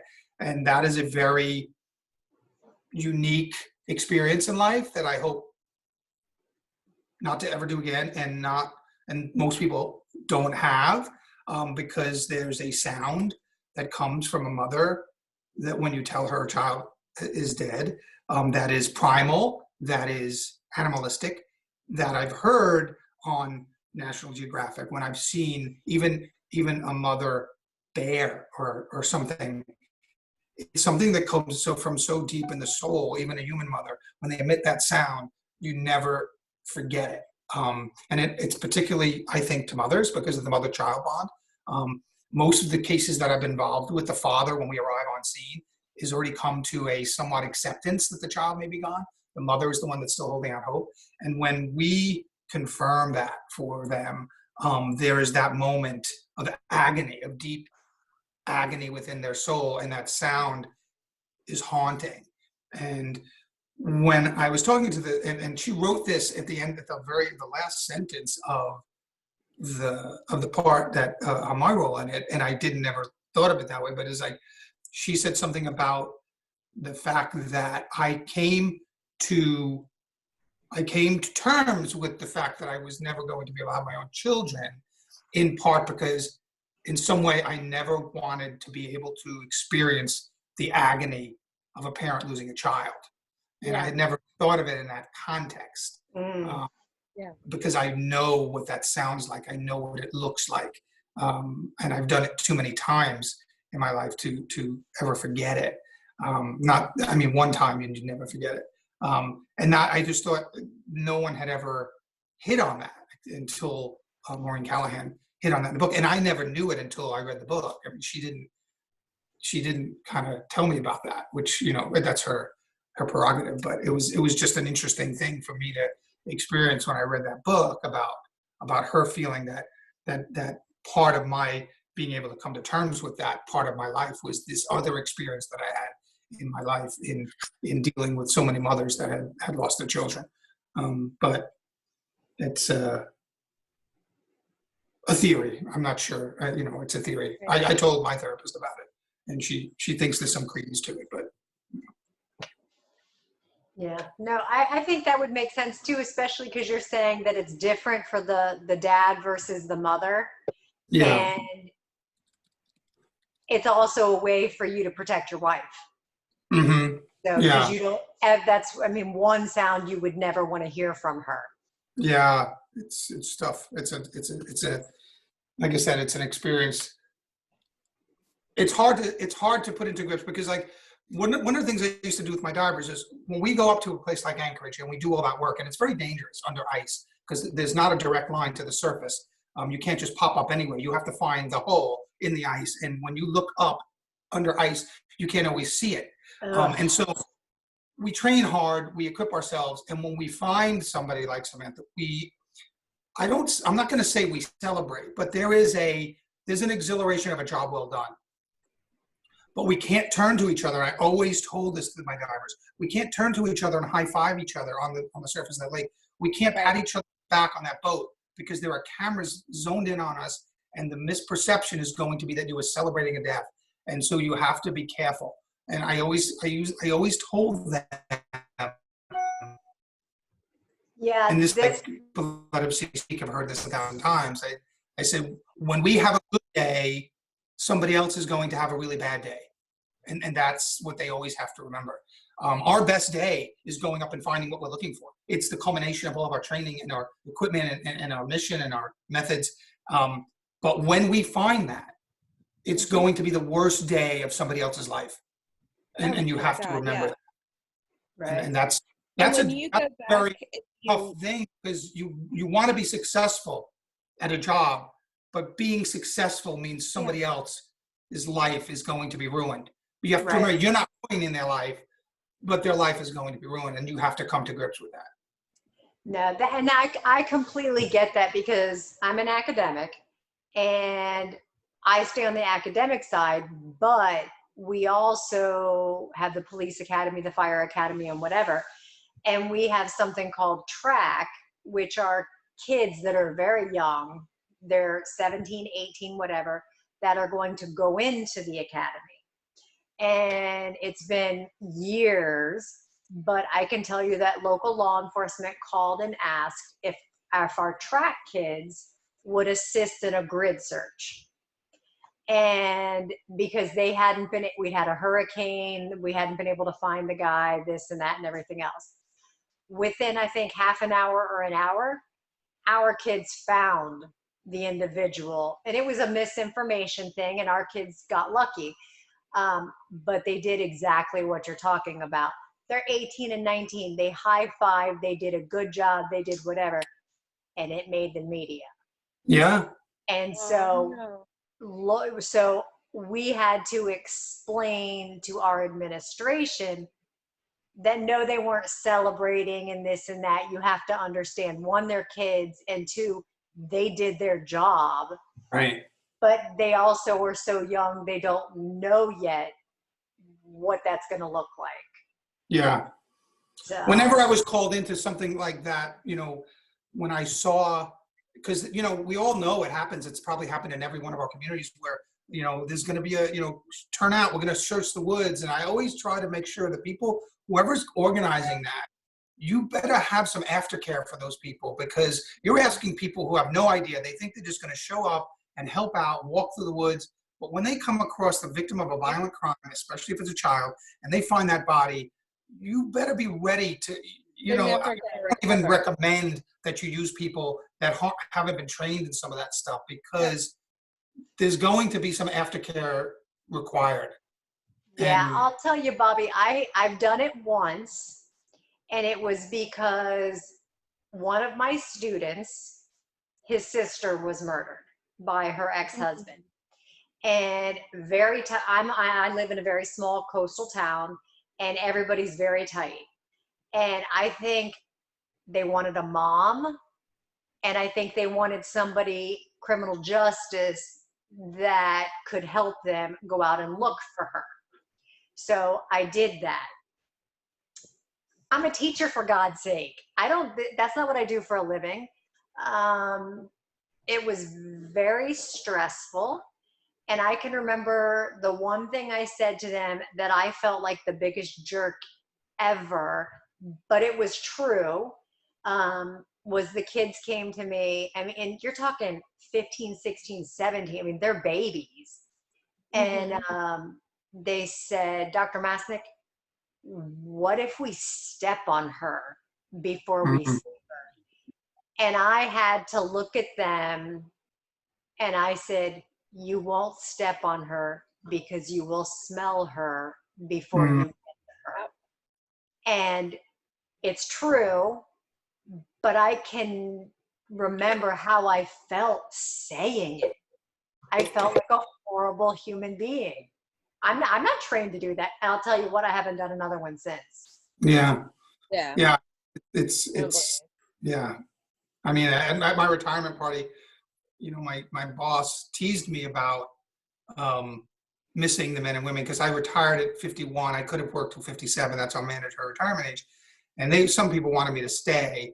And he said, well, you know, you're going to miss, you know, all these guys and girls and stuff. And I said, yeah, boss, I'm going to miss everyone in this room, but I'm not going to miss pulling another dead kid out of a lake. Exactly. And it was unfortunate because it kind of blurted out, and I didn't think about it, and I didn't know he was going to. Oh no, we lost you, Bobby. We'll be back. They just see us go away. We get back. You know, oftentimes we'll have a sunburn or a tan, because even in Colorado, in the middle of winter, if you're standing on an ice or snow-filled lake, you're going to get sunburn, and that's one of those things. And then they think you came back from the Caribbean and you're hanging around the office or something, and they kid you about going swimming or something, you know, and you just came back from you know, pulling a child out of a lake. So, and we didn't talk about to other people in the FBI office about it. We just did our job. And so there were a lot of people that kind of knew what we did, but really didn't. And I just remember trying to pull the words back as I was saying them. And it, you know, we got over it, and, you know, people laughed and, you know, understood and stuff, but that was the case. And the person that I turned the team over to has now retired as well. And they came to me when they retired and said the same thing. They said, you know what, I could work for another couple of years, and I thought about transferring off the dive team back to counterterrorism or whatever. But I just think I've had enough. I just think that, you know, I've seen enough, I've had enough.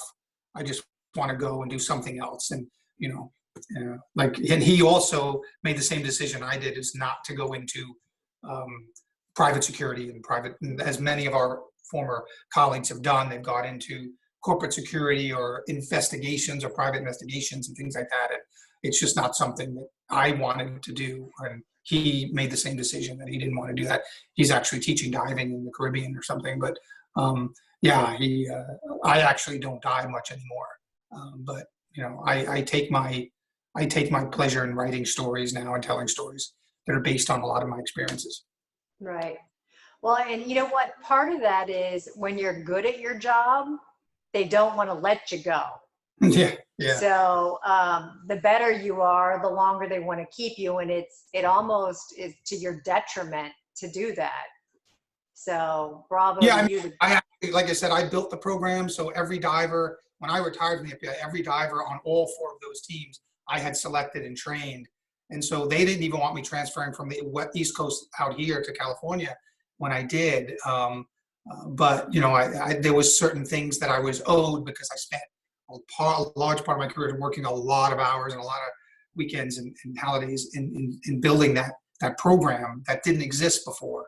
And it was a lot of traveling for many years. And so there was kind of a payback. And I said, you know what, I want a payback. I don't want to be, you know, I want to be the rented mule. I want some payback. And so I was able to come out here to California and kind of do the rest of my career out here. But, you know, but still we were still involved in the diving and that kind of stuff. But yeah, I think that because I had built that program, there was some concern that when I left, but you know, my boss came to me about 18 months before I retired and said, you need to have a plan and you need to set it up so that when you leave, you know, your program will carry on and there's going to be good people and they're capable of carrying on the program after you leave. And that was part of what he wanted me to do. And he made sure that I did that.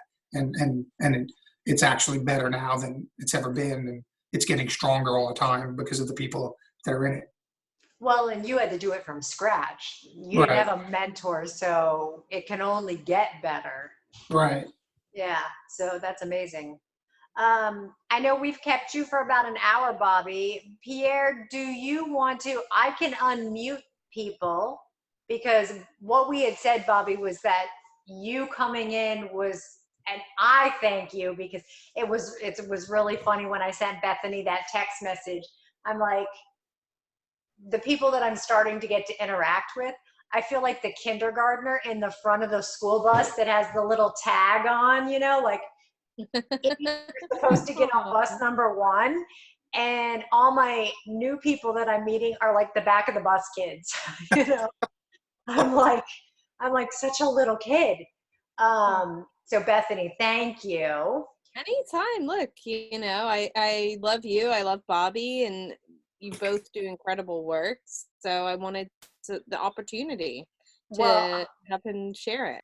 But you know what? The one thing with you that I have that I'll never have with anybody else is Bobby Joe Long. And as terrifying as that is to say, it also is nice to know that I have somebody that I can call and say, I'm losing it. Yeah. And you get it. And you get it. Yeah. I'm a teacher, for God's sake, you know? I didn't expect to stand there and hug his daughter as he got, you know, his drugs. Mm. So yeah, it was interesting, but because actually he was given not a stay, there was a 20-minute reprieve by the U.S. Supreme Court, because here in Florida, you only get your attorney and you get clergy member to watch. You know, those are who you choose. And he had been asking me for a year to be there for his execution. And I say it all the time, I'm a teacher, for God's sake, okay? Plus I'm so empathic and I pick up people's feelings. And I was terrified, would this destroy me? Or would it make me the better teacher when I teach about the death penalty? So I balance that. And one of the gentlemen that's on here tonight is Larry. And Larry actually worked death row for, and he actually did the execution for Bundy and Rawling and a bunch of them. And he was one that I went to and I said, what do you think? And then there was that 15 minutes that the Supreme Court said, all right, hold on. He doesn't have a religious faith. Maybe we should let him have his person of choice. I almost had a stroke because at that point I was prepared to stand outside with the daughter. I was good. And then when all of a sudden they were going to be like, Masnick, let's go. I was going to be like, I can't, I don't know what to do. Bethany, I'd have flipped. I'd have been on the phone to you going, what do I do? So Oh my gosh. I lost it. So, or I'd have made him buy me that bacon Chipotle cheeseburger that he promised to both of us, the little cheater. I got cheated on by a guy on death row. That's sad. There you go. But Pierre, can you please help me? Let's open this up for Bethany and Bobby. I'm going to unmute all. But what I'm asking you guys is to please use restraint in asking questions and don't talk over people. Bethany has met a million different criminals, done a bunch of TV shows that you all watched, and Bobby built a program, and you're not going to get the opportunity to speak to people like this. So I'm about to unmute you, and please be kind. Okay, you are free to go, Elena. All right, anybody have any questions for either one of them? Everybody's super shy. They had questions on the group chat though. All right, okay, Pierre, what did you have in the group chat that you got to see? One of the questions that was asked was if Bobby knew anything about his daughter. Did she keep his last name? Do we know what ended up happening to her after he committed suicide? I don't know specifically. I heard a rumor, and this may or may not be true, that she went to live with her maternal grandparents. I do know that in many, many cases, and I know a case in particular in Southern California where the children do change their names. They do a legal name change. But I don't know. I don't know if it's in the book, in Maureen's book or not. But the last I heard, and this was many years ago, and it wasn't confirmed, that she had gone to live. So he had his daughter, who was living with him at the time, was with a woman that no longer was living with him many years. She was about 11 years old at the time he was caught. And so he had custody. So I don't know what had become of the mother, but I had heard that the child may have gone to the mother's parents, the maternal grandparents. Okay. The next question I have is with Israel Keys. Now, you mentioned something about him earlier about his memory and his ability to be so meticulous in all this planning. Do you think he was a one-off, a special kind, or could there be many other people like Keys out there? That's more a question for Doc. I really, I mean, there are like two different groups of estimates I've seen. There are, these estimates of how many serial killers are currently operating in the United States. I've seen, oh, it's 35 to 50. And then I see, no, it's 350 to 400. And so I've seen differing opinions on, because there's even a slight differing in definition of like the FBI's definition of a serial killer, for example, is different than the I federal. don't like your definition anymore. It's different than the federal statute that we are. Yes. That we enforce. So it's weird. Can you guys clarify what the difference in those two are? Go ahead, Bobby. Well, the definition of the FBI's definition, and again, this changes, depending on who's doing currently at headquarters, FBI headquarters. But it's 2 or more kills within 30 days, I believe, in 2 different incidents, right? Which to me is not. You can have that happen and it not be a serial killer. That's the problem. Plus, I think once you start getting down to the number 2, that's whoever's crunching potato chips. I'm jealous, but stop.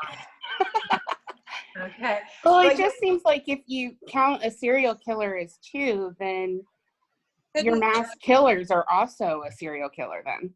Right. Well, it has like the federal definition. I think the federal statute says 3, and it has to be beyond 30. They have to take place beyond 30 days. it's a very different. I mean, it's more of a term of art than science, because the serial killer statute is very rarely used. A lot of times these guys are just they're prosecuted under local homicide statutes, so it doesn't really matter, because then we also have a spree killer, right? A spree killer is a spree killer, a serial killer. They might fall under the definition of a serial killer, but they're not a serial killer. They're a spree killer. They've Right. killed, a school shooter that gets away and then kills somebody else a month later. That's not a serial killer to me, so it all depends on what you feel. It's very non-scientific, the definition of a serial killer. It does make it very difficult as an academic to keep up with whoever is in charge and changing the terminology constantly. Right. Because they ask me this question, and semester to semester it changes. Right. So yeah, it doesn't. Yeah, I don't like it. It doesn't make my life easy. Well, Doc, if you were to form your own definition, what might you use? I would use at a minimum 3. So, and I would probably go, 3 victims at different times. Mm-hmm. And I would also say I'm not so hung up on the time frame. It could be this week and next week and 6 months later.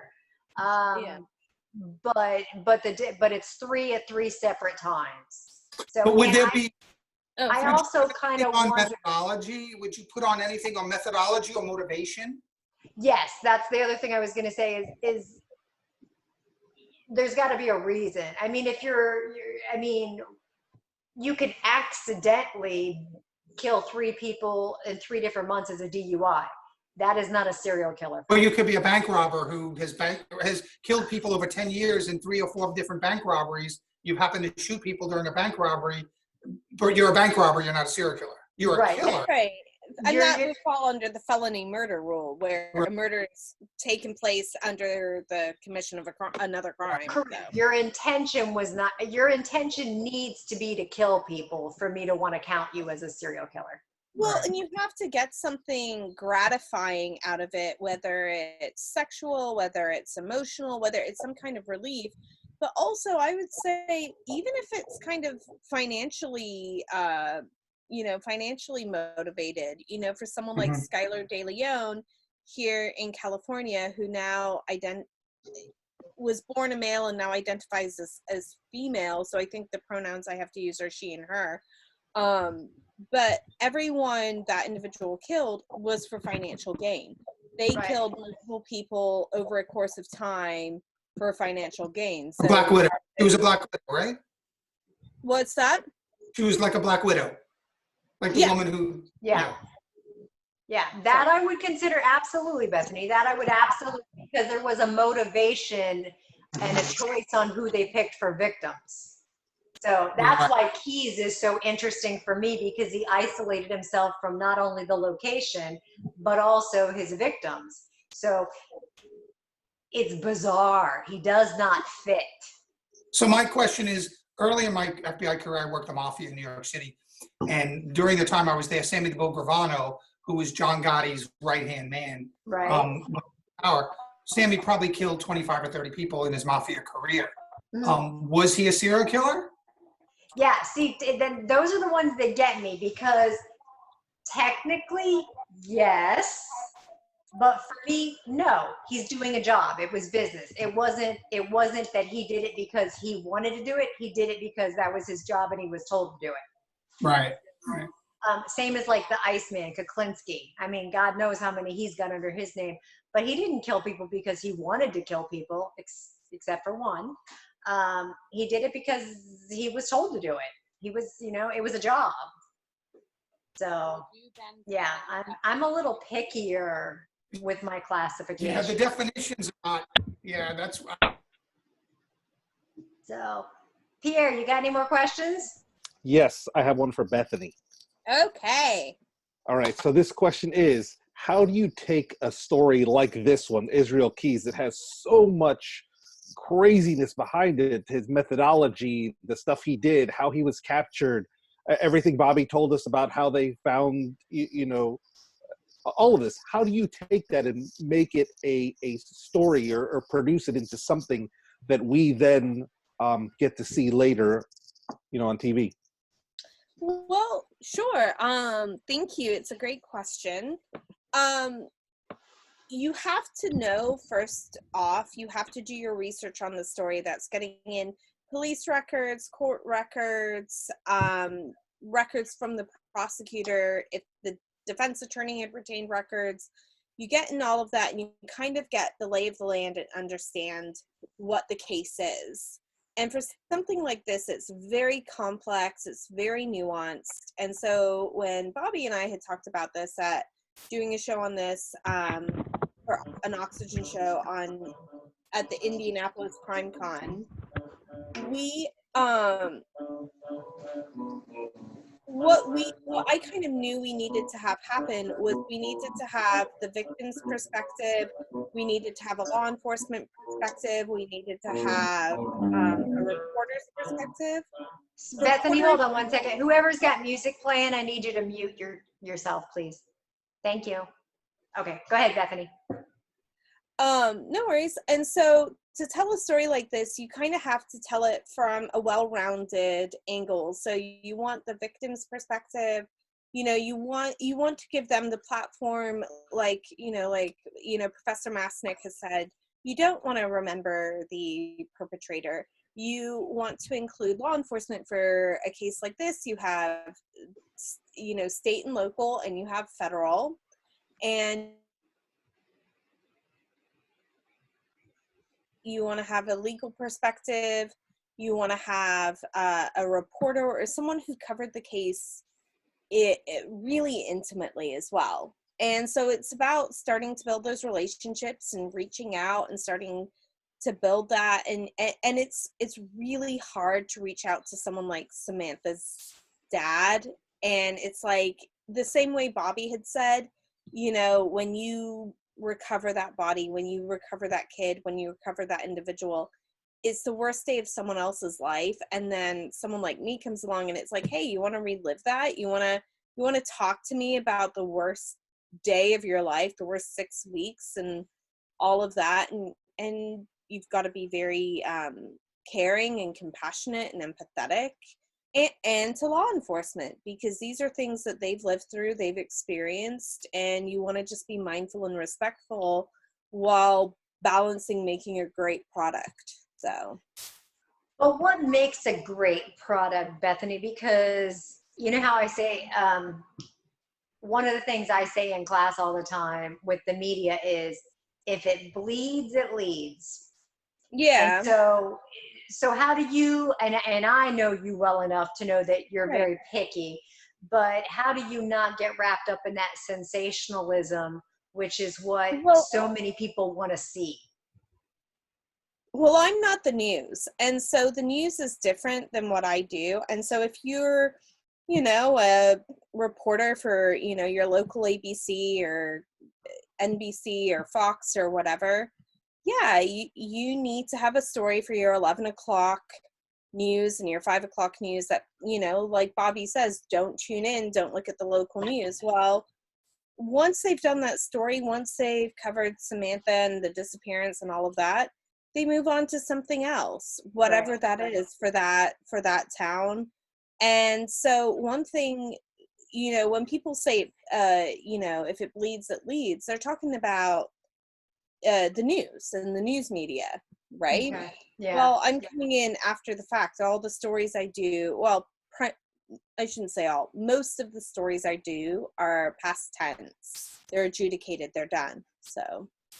All right, well, what about, why is Tiger King such a big flippin' deal right now? Because we talked about him 2 weeks ago. Right. And all my group here made me watch the Netflix thing. Okay. And they were all about Carol killed her husband. I said, there isn't a normal person on this show. Why are you guys picking on one? Because they're all nuts. So how did a show like that get made?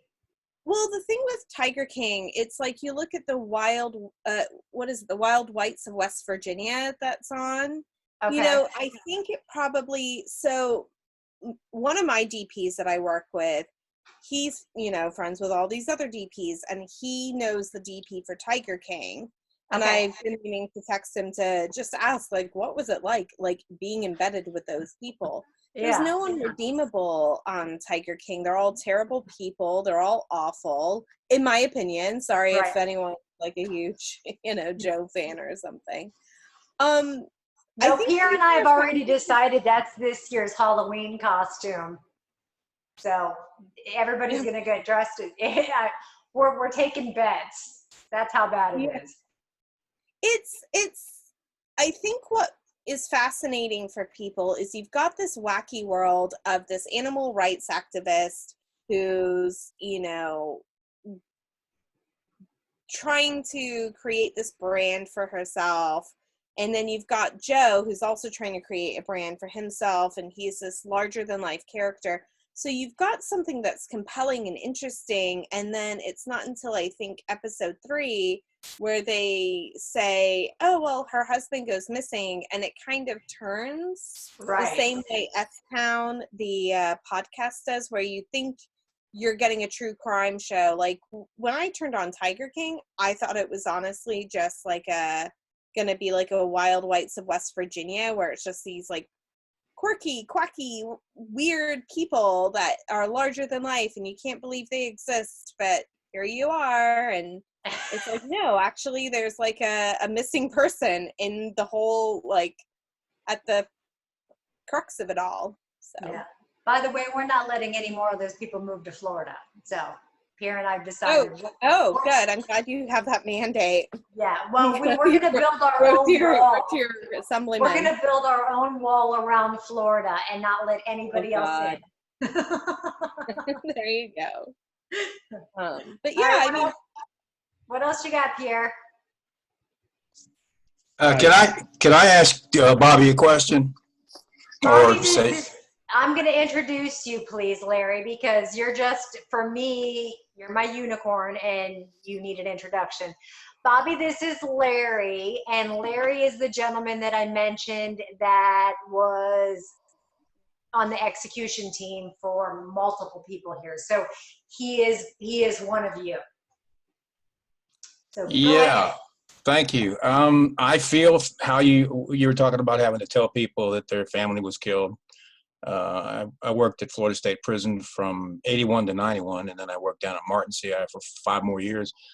And I have had to bring some of the biggest, toughest, tattooed suckers in the world who've killed multiple people into a room and tell them that their child has died or their wife has died. And that's a tough thing to do. So yeah, I understand that. Yeah, it doesn't really seem to matter what the person is like either, Larry. When you tell them it's their parent or their child, I mean, everybody kind of has, it doesn't matter if they're irredeemable for something else, it's still family. Is that Starkey or Stark? Is that where prison is? Stark is the mailing address, but the actual location of the prison is near Rayford, across the New River from Union Correctional. Oh, okay. I lived in Tampa for a while, so I kind of know the Central Florida area. Yeah, it's the biggest employer in the 2 counties. And there are more cows than people. Yes, but you know, you bring those guys in, and I can tell you some names of people who I've talked to, and they break down like babies. They cry and they cry and they cry. So yeah, I mean, that's a tough thing to do. Mm. Well, I mean, there's some things that relate now to our current state of quarantine, in that, like, you know, they're not allowed to, you know, obviously if you're incarcerated, you don't get to attend the funeral of a loved one, and stuff. So that in itself is difficult, because, you know, because if you think about it, the wakes, the funerals, and all that stuff is for us. It's for the people left behind. The person that died, they're not really caring about the funeral. So that end of life process and those end of life ceremonies are really important to us living people, the people that live on, and they provide a sense of closure and a sense of reflection and things like that. And, you know, incarcerated people don't get to have that. They don't get to go through that. Now in quarantine, I just heard about somebody today who died. My niece actually in Tampa had a first cousin who died about a month ago, and he's already buried, and they didn't get to have a funeral, and no one went to be able to pay their respects and have a wake or have any kind of gathering with the family to get that, that thing. And I mean, that's an important part of our lives. It's how we deal with our own deaths in a way, is being able to, or our own pending deaths, is to go through that celebration type of, environment when other people are lost to us and stuff. So it's really a difficult thing. And when you take that away from somebody, there's got to be effects of that. Everybody deals with it in their own way, but we all go through that process. I lost my dad a few years ago, and we all go through that process of grief. And for us, every faith, and even people of non-faith, they have some kind of ceremonial thing that we go through at the end of a life. And when you really don't have that, or you're denied it, really, if you have it and you just pass by it, you don't want to take part of it, that's one thing. But to want it and to be denied it, either because of being incarcerated or because of quarantine or whatever, that's something to consider. People like that are going to need, again, some kind of care, because they were denied that thing, whatever that is. No, I'd agree with you on that, Bobby. Yeah, everybody has to say goodbye in their own way, or you can't get past it. Mm-hmm. Yeah, no. I will tell you one interesting small anecdote is there's a family that I've worked with, and they're both the perpetrator and victim's family. And the victim was so ill-liked within the family, they chose not to have a funeral and to only celebrate the life once the family member who's incarcerated for their murder is out. And it's like one of the wackiest things I've ever heard. But it's exactly what you say. People have to say goodbye in their own ways. So that is interesting. Wow, they didn't have a funeral for the victim? They did not have a funeral for the victim. Nothing. And the other perpetrator in the case, he's incarcerated, and he's saved up enough money to give back to either the victim's relief fund, or that will pay for a plaque or burial for.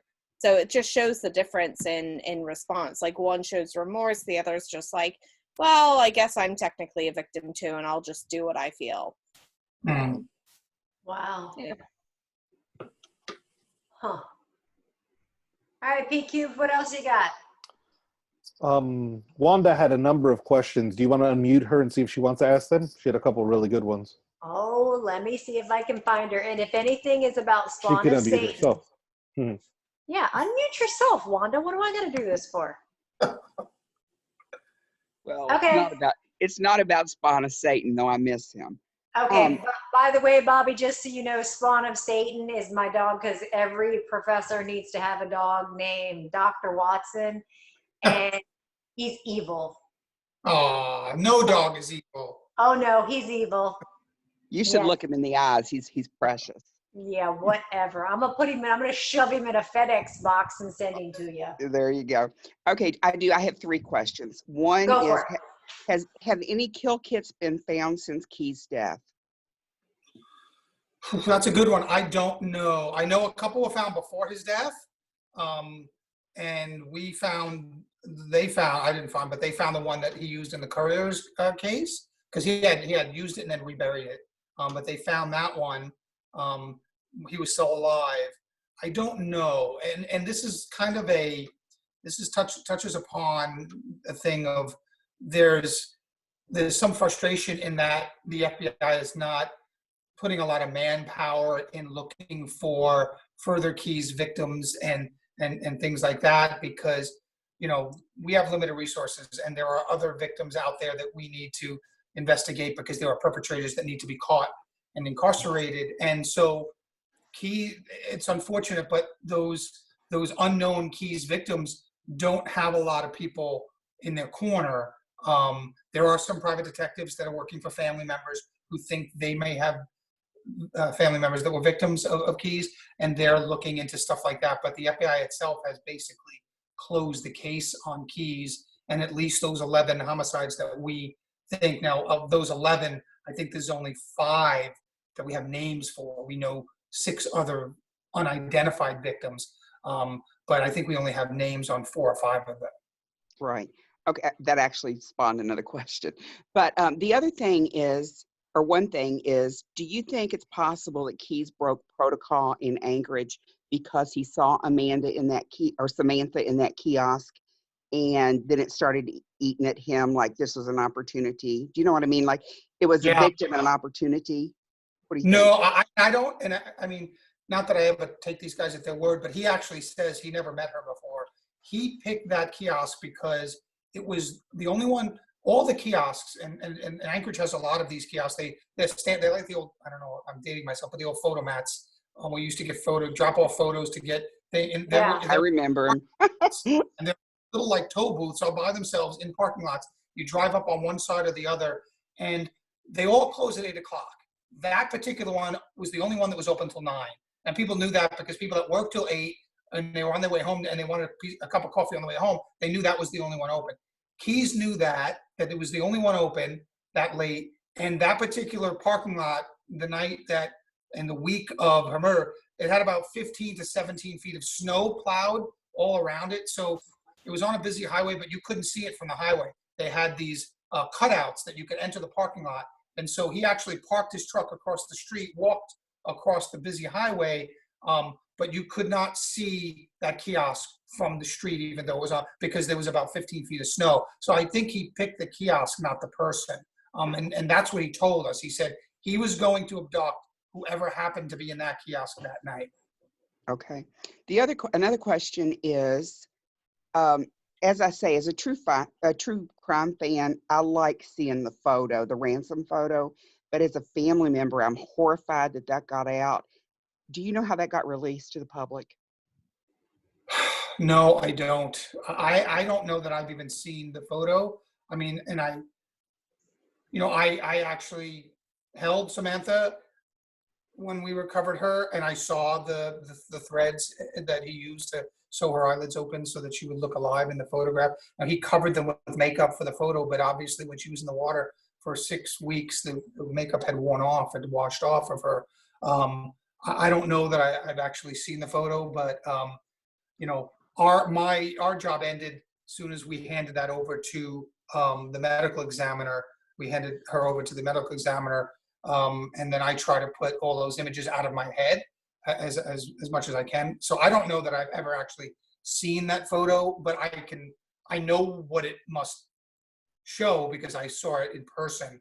But no, I don't.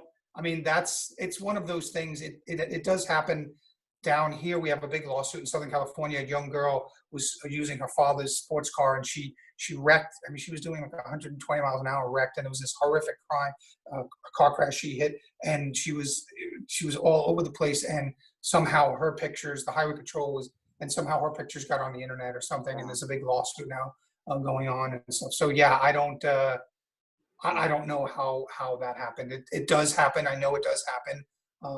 But I don't know in this particular case how it happened. And my last question is, especially in retrospect now, in light of what we know, wasn't it obvious he was going to control the outcome? In other words, shouldn't they have known to watch that for that? Yeah. Yes, and that's a pet peeve of mine because he was actually on suicide watch. And when I was so frustrated when they called me and said he had killed himself. I was beside myself. And, it's one of those frustrating things. I remember saying, suicide watch doesn't mean you watch someone commit suicide. Suicide watch means you prevent someone from committing suicide, right? Mm-hmm. And how he was allowed to do that is beyond me. Larry might have a better understanding of sometimes of how, how those things could happen, because obviously it happened in Epstein, it happened. We've heard it happen in other high-profile cases, and it's a source of frustration. Well, and Israel did it in 2 different manners as well. So he cut himself and hung himself. So right. I guess if you're motivated, there's not a whole lot some people can do. Bobby, to answer that question, there's several types of suicide watch in prison. Sometimes there's a 24/7 watch where you actually station an officer in front of a cell door to watch an inmate. And then sometimes there's sporadic. You know, during making rounds, you walk by a cell and you look in like every 15, 30 minutes or whatever the protocol is. So apparently it wasn't one of those that were 24/7 in front of the cell. It was one of those sporadic where they made rounds and things, and that he saw the opportunity to kill himself. So that's probably what happened. Yeah.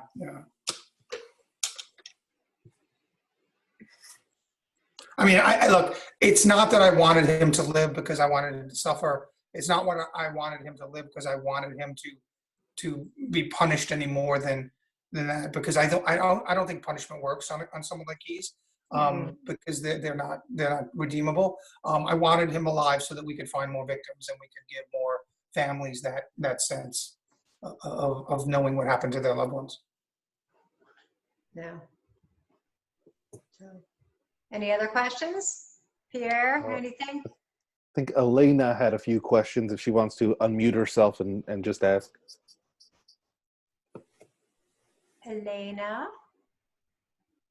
Hi. I had one question about like his family and his upbringing. I was wondering if maybe the reason he like thought he wouldn't get any media attention is because of his isolated background. Like he was super naive about media. And I know he grew up in like this weird religious cult type thing. Just wondering what your thoughts are about that. Yeah, he wasn't. You're right. You're exactly right. He wasn't very savvy to, as we mentioned earlier. Anybody that thinks they demand a death penalty and get it in 1 year just doesn't know our judicial system, because it's just. I mean, even if you plead guilty today, you're not going to be executed in 1 year. So that was a level of naivete or a level of lack of knowledge about the judicial system on his part, and I just don't think that he ever thought about getting caught, because he didn't seem to have a plan about any of this, and he was kind of fumbling his way through negotiating with us and negotiating with the prosecutors, and so I think that naivete and that lack of knowledge could very well have been from his childhood. I mean, you're right. He grew up in a very unusual circumstance. They did not have TV. He said he didn't watch TV until he was in his 20s. I mean, that's when he started watching shows about crime and realized that he wasn't the only person that felt this way, the way he did. And so, I just don't know. Obviously, I think that some of his upbringing as a child had something to do with it, but I'm sure the doc would be a much better expert on early childhood development and how it impacts behavior like this, both as a teenager and then as a young adult. Yeah, I would say it's a little interesting because he never did get in trouble as a younger person.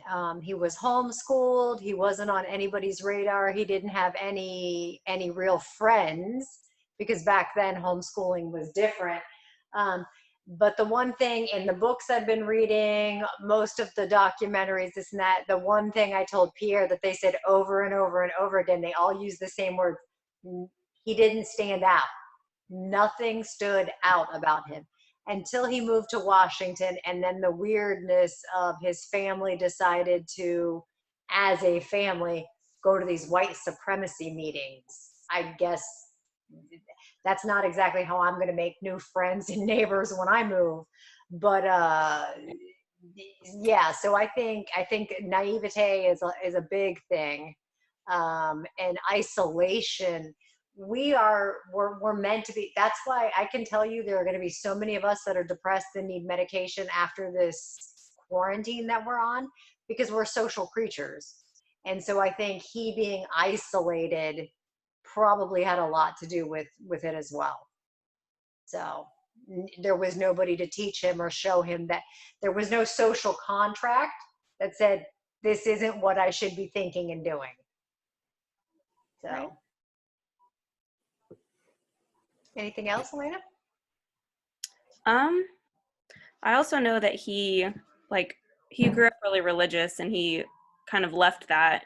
And I was wondering if you think he used that as a way to justify what he was doing, like, oh, okay, I can do this now that I've left religion, or if he always was that way, maybe. I don't see where, in my opinion, and what I've read so far, and what I've been able, it's hard for me because I have to do this after the fact and he's dead. If I were to have the opportunity to sit there and talk to him and ask him questions, I would be able to get a better answer on that. But nothing that I've really seen, religion would normally play into the motive, and there wasn't a motive. Right. You know, he basically got rid of all the motives, which is what makes him so interesting to me. So, I can't honestly answer that one simply because I can't get the answers without him. That's where Bethany was saying it's frustrating when Bobby's frustrated because he couldn't find more victims and give more justice to families. Bethany is saying people like me and her are much more frustrated because the jerk left us with 1,000 more questions. Bobby Joe Long, Bethany and I were both writing him. And I can tell you, the day the Governor DeSantis signed his death warrant, there were 29 days between the day that death warrant was signed and his execution. And I never felt so panicked in my entire life because now I was under the gun. I had 29 days to get the questions I wanted. I got some, but that guy left me with so many questions. I'm not a happy camper. And Israel Keys would be a perfect person. There's so much we don't know. Yeah, and even though we have, dozens of hours of interviews with him, you can watch, like I said, you can watch them online, and they're chilling. Just to see him talk about it so cavalierly, they're chilling. I mean, he did get urges to kill, and he says that. And part of their sexual gratification, it's their love map, if you will. Their is their pre-event planning and stuff. So when he knew he was going to kill the couriers, he didn't know who they were, but he knew he was going to go upstate New York because he had a job there with an old buddy of his who was building houses there. He was going to go there for a couple of weeks. He knew he'd probably kill somebody there. His foreplay is the build-up, the buying of the airline ticket to Chicago, the renting of the car. That's all stimulating to him. So the act of killing, yes, is the culmination of all that. But digging up the kill kit and getting all that stuff, that's all part of his pre-event stimulation that he goes through, and all of that is part of the satisfaction that he gets in satisfying that urge.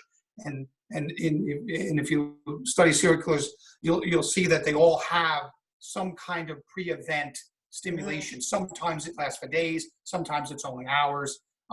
It all depends, but they have a ritual that they kind of go through that's their foreplay, that's their lead into it. And Keys seem to have a very long time frame for that stuff. He loved just knowing that he was going to do this. It stimulated him and things like that. Now, I don't know, and that's what talk was. I didn't have access to. If I was analyzing him or studying him, I would like to know like what his sex life was with the woman he lived with. What that love relationship was like with the woman he lived with. And that would have fascinated me, and why that was different than his rape victims or things like that and stuff. So, those are answers. Those are the types of answers I'm sure the doc is frustrated that those are the type of things we'll never know.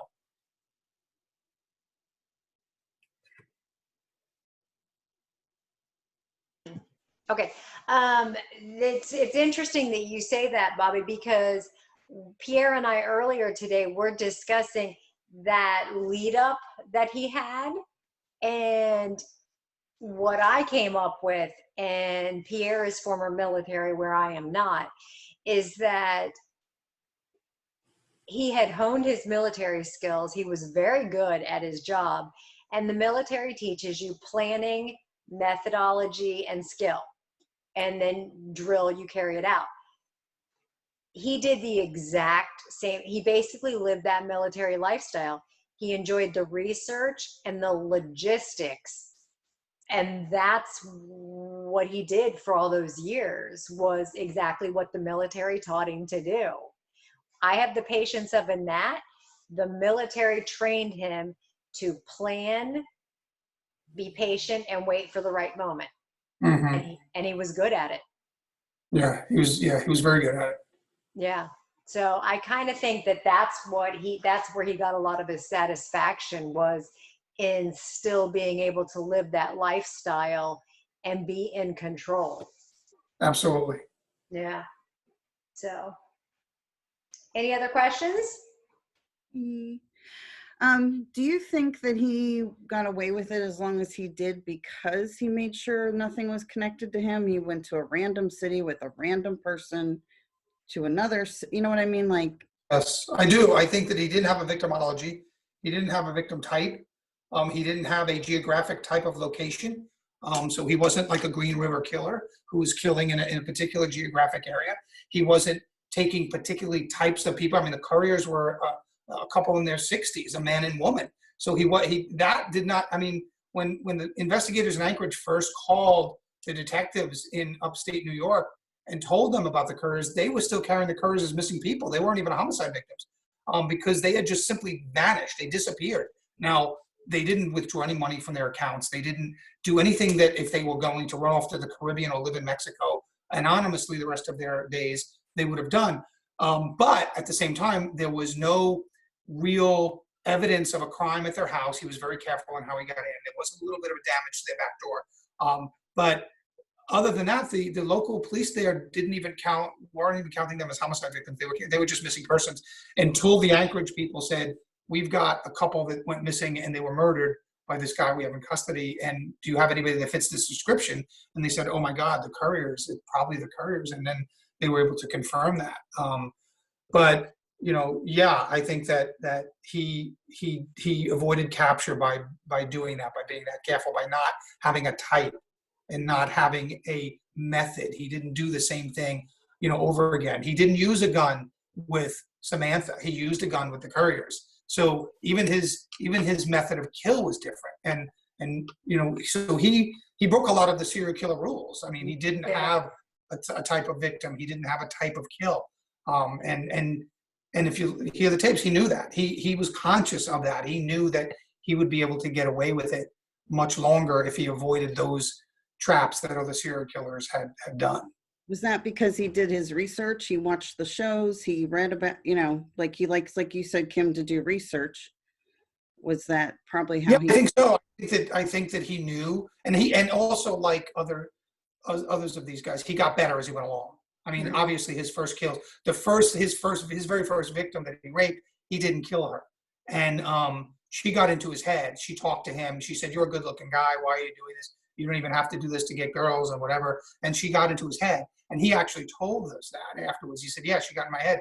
And then when I let her go, I couldn't even sleep that night because I was afraid I was going to get caught. And I made the decision I was never going to allow someone to escape again alive, because he had that anxious feeling that this woman is out there and she can identify me. And so he got better and he refined his methods, and he all with the thoughts of avoiding capture. Thank you. Bobby, with the couriers too, didn't he hit the husband with a shovel? Wasn't that the first thing that he started that incident with? No, well, he abducted them. They were in their bed, and then he abducted them and drove them. And I think he hit them with a shovel when he was in the basement of the abandoned farmhouse. Yeah, because to me, that's like he didn't plan it. So again, like you're saying, he's getting better as he goes along. I think that was a weapon of opportunity at that moment, even though that's not what he used to kill him. Right. He was making too much noise because while he was raping Lorraine, the husband was making too much noise, and that's when he hit him. But he did tell us, like, the reason he picked the courier's house, he did a quick recon of the neighborhood, and he always avoided two types of houses. He avoided houses that had dogs, and he avoided houses that had any kind of play sets or gyms or indications that there were children in the home. because he didn't want the complications of having to deal with a dog or having to deal with a child. Right. And so those are two of the parameters that he told us about, that, and the couriers had neither of those. And so that's one of the reasons that that house was attractive to him. Wow. That's really interesting. I mean, you have to be smart to be able to think all those pieces through. But then again, if you're taking your time, you've got the time to do it. So, and it's your main motivation in life. I mean, he lived to do this. Everything else in his life was to allow him to do this. So he worked to allow him to do that. He maintained this facade of a relationship to be able to do this. So his whole life was driven by this urge to kill. And so he was very careful and meticulous with it. So he put a lot of thought into it. I'm sure, this was a 24/7 thought process for him, all the time. can you imagine if that was his thought process 24/7, how that must feel to have had to be that patient to be able to carry it out? It had to be excruciating. Well, yes and no. I mean, it also could be a source of stimulation. Yeah, that's true too. So it's a source of satisfaction or stimulation. So it caused him excitement in his life whenever he started thinking about it. Right. The lead up to could have been exciting. I think the emotion that you're talking to, I think I often think of the woman that he was in the relationship with when he was arrested. Mm-hmm. I mean, what she must think, she was sleeping next to a killer, for however long, and not realizing it. And what is her emotional and mental journey after finding that out, I had that conversation with Bethany about Bobby Joe Long because, like I said, I stood there with his family with his ex-wife and his daughter while he was executed. And I came back and talked to Pierre. Bobby, I was angry because she did to me what I try to do to people that listen to the podcast. She made him real. She made him a person. Because he lived the lifestyle he was supposed. She didn't know that crazy monster. She only knew the dad that took them out for ice cream and this and that. And then she told me stories about how from prison he's calling his grandson and oh my God, he's just like you as a kid. And I'm like, I didn't like that because she made him real. Mm-hmm. And I was like, ooh. So I kind of wondered too. And she told me that he deserved to die. But she was dealing with this turmoil that she spent all these years going to get that ice cream in a vehicle that he raped, murdered people in. Oh. Yeah. It's so dark, just so dark. Like you just said. But, when I go to talk to my inmates, and, Bobby, I know you've talked to perpetrators too, I always have to remember there's someone's son, there's someone's daughter, there's someone's cousin, friend. They belong to someone. And when you just come at them with a modicum of respect, they usually respond decently. They usually are okay, and maybe that makes me the good cop or the weak cop or whatever, but that's well, in lead up to doing one of the shows that I did, I don't remember which documentary it was on Keys, I was reviewing some of his some of the tapes that are on YouTube, and my wife was across the room and she was listening. She could hear the interrogation tapes, and she kind of on one of my breaks, she just was exasperated, and she was like shaking her head. She was like, how can they do that? How can they brought him a Snickers bar and a Coke, and then for lunch they said, what do you want for lunch? And they at times laugh with him. They laughed, it was a joke or something, and she's like, I could not, and she wanted to be mean. She wanted them to be mean to him, and she wanted them to, and that's not what you do. Like, I've interrogated terrible people, evil people I consider irredeemable.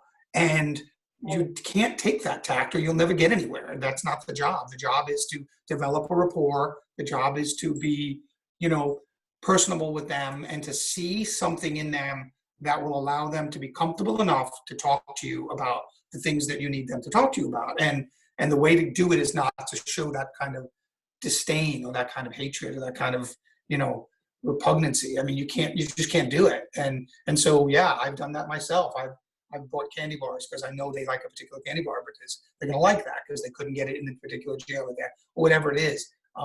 You play to that, and that's just part of the game, and it's not for everybody.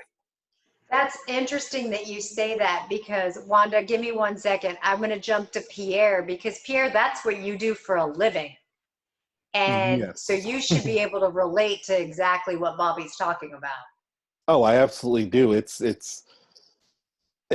sometimes odd that you're playing that friendly character when inside what you're thinking is this person is a monster. Yeah. This person is awful. But you have to continue to play that because there's an end game there. Mhm. I need this information. I know that if I play this tactfully, I will get that information that I need to be able to pass that information along to the people that need that information. And you just got to do it. And I do tell people, yeah, I had this conversation and I'm smiling and I'm laughing with them. And they're like, how could you do that? How could you? I'm like, I'm pretending. It's not me. It's not how I really feel. It's the job. It's what we're supposed to do. Yeah, I mean, I took pride in my interrogation abilities and my interview capabilities, and so when I was in there, it was a matter of pride for me. It's like I wanted to get this information because most people couldn't. I wanted to be able to talk to a person that most people can't, and so I didn't look at it from their perspective. I looked at it from my perspective. Is I'm going to go in there, and I'm going to win this game. I'm going to come out and write a great report and people are going to read it and go, how did you get this information? How did you get them to admit this or that? And so I will do what I have to do to win because it's kind of my own pride, not them. I transfer it back to myself and it motivates me to be that way, to be whatever way I have to be to get that information.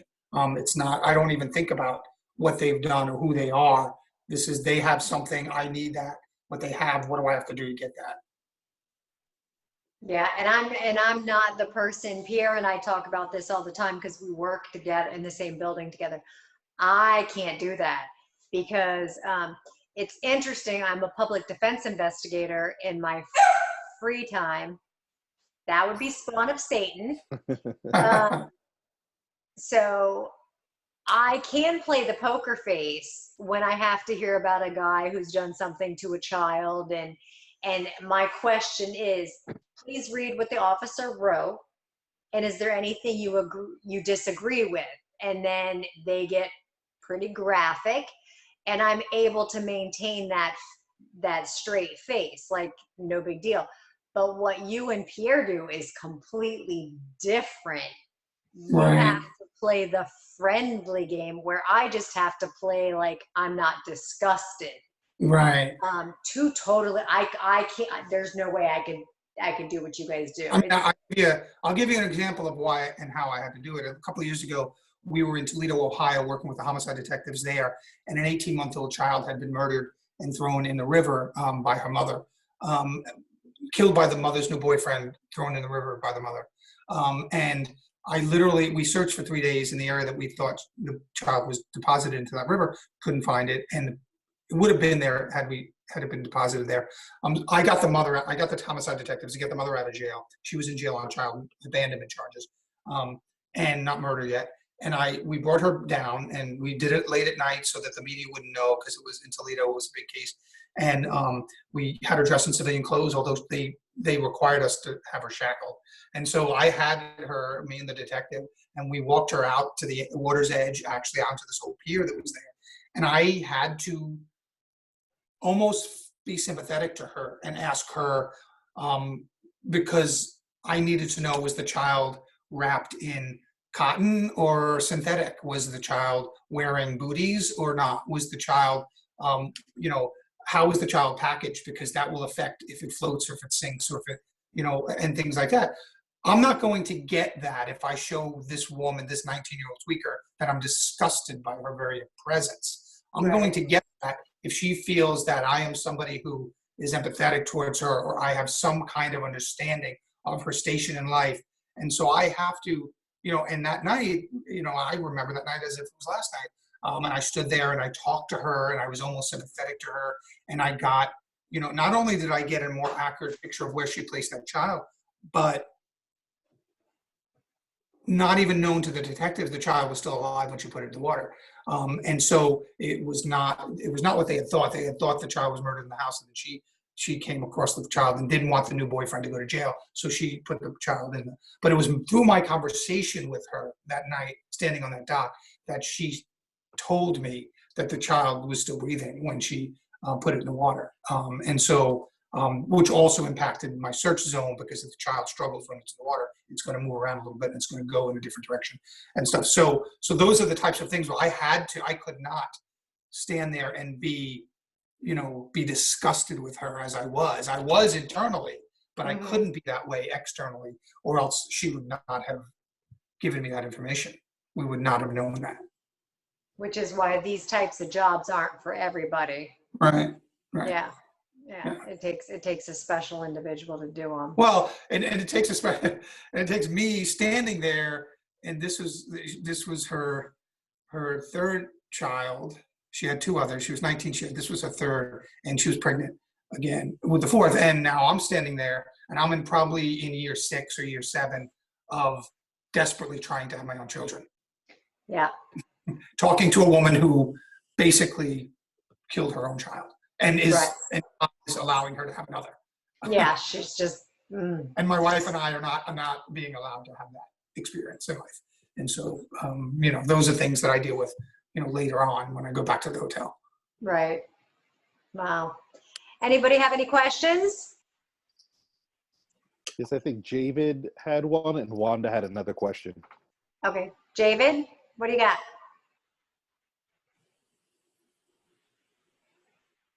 Make sure Javid's still on here. His microphone is broke. Okay. All right, Javid, let's see if I can put it on chat and then I will read it to. Okay, go ahead and see if you can type for me and I will ask Bobby the question. He did. He wrote, do you think given enough time, Keyes or any serial killer can be redeemed or corrected? Oh, that's a good. I personally don't, but I would defer to Doc on that. I don't have that background, but my opinion is no, but I don't know. No, I kind of agree with you. I think a killer possibly. I think a criminal can possibly be redeemed.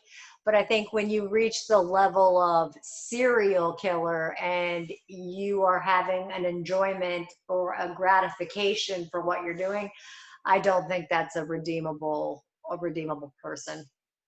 So you should know that, Javid. I'm yelling at him because he's a student, Bobby. And I got him for a whole nother year, so I can be mean for a whole nother year. Oh, but he's going to bring me a cigar, so I'll be nice. Great question. And like I said, John, I think his name was John Gardner, who killed Chelsea King and another young girl. And he's the one that actually said, like, if you let me out, I'm going to do this again. Yeah, and it's interesting because quite a few of them will say that they don't have the ability to stop. This is who they are. Right. So, which is still, it brings us back to that nature versus nurture that I don't even want to get into. But how can you, I don't even know how, I've hit 3 animals in my life and it's been the most devastating experiences ever, let alone hurt a person. That's just not in me. So, Wanda, what do you got?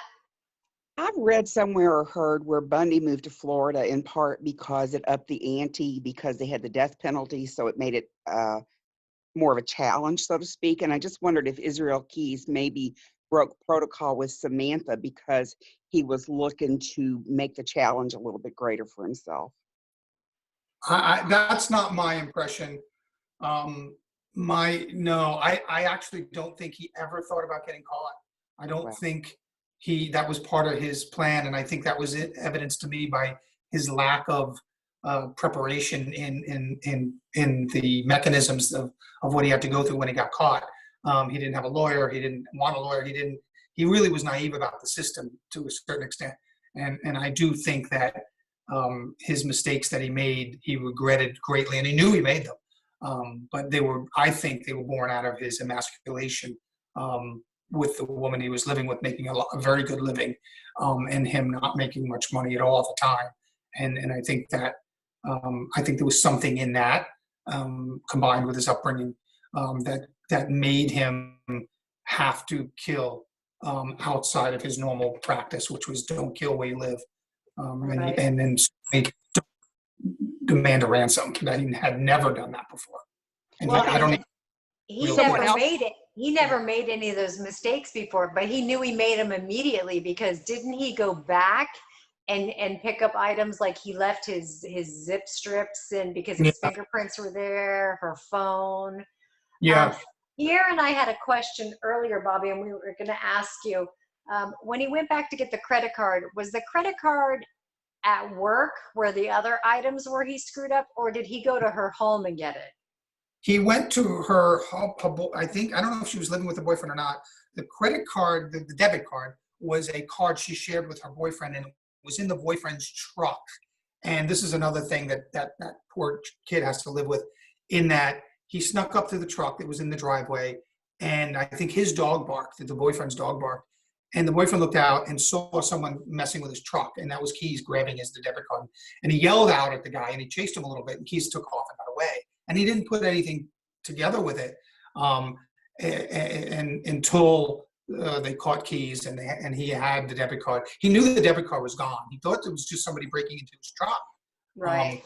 And that was that. He actually went back to the house where the boyfriend was, and the card was in the boyfriend's truck, and he took it out of the boyfriend's truck. Okay. Samantha told him what it was. All right, because he told her, look, I'm just going to take some money out, and then I'll let you go. He told her he was going to let her go.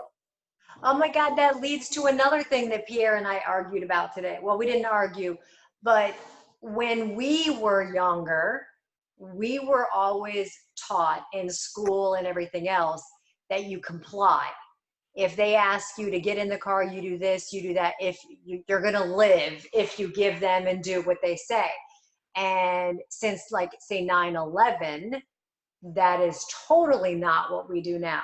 We're now taught to fight and this and that. And thank God we have, because, it has made a difference.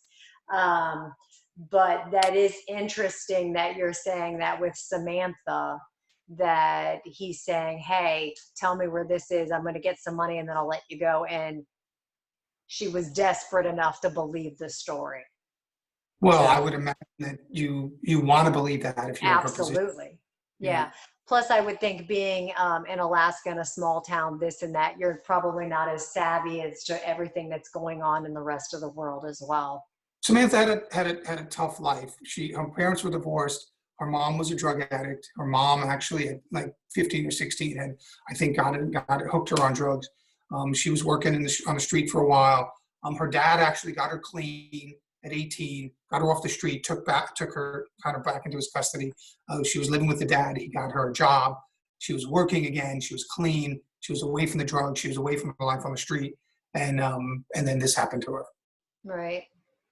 So, yeah, that's one of the things that we talk about, is that when we talked about most of the victims that we end up talking about on our podcast, they were all in the process of, or just about to make some major change to their life that was going to benefit them. Go back to school, move back to their parent. I mean, they were all in this transitional phase for the better.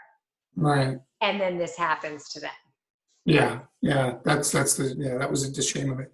Yeah.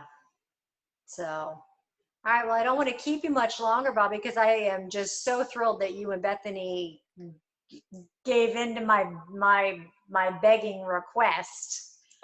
So sure.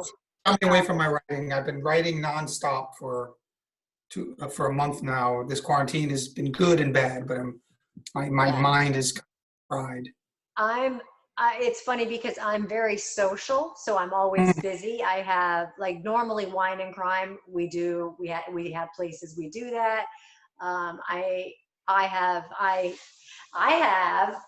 the only cold case institute in the United States. I got a grant that actually works with the law enforcement agency that has jurisdiction. And so the detective actually comes in to my class, brings the evidence. My kids, the cop that we're working with right now, my kids are electronic, they're taking everything and putting it on electronic files for them.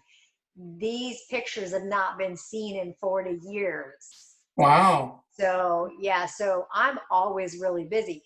And the thing is they've asked me to write a book, and I want to write a book, but my brain is so fried from this being at home. I told Pierre, I don't even know how to start.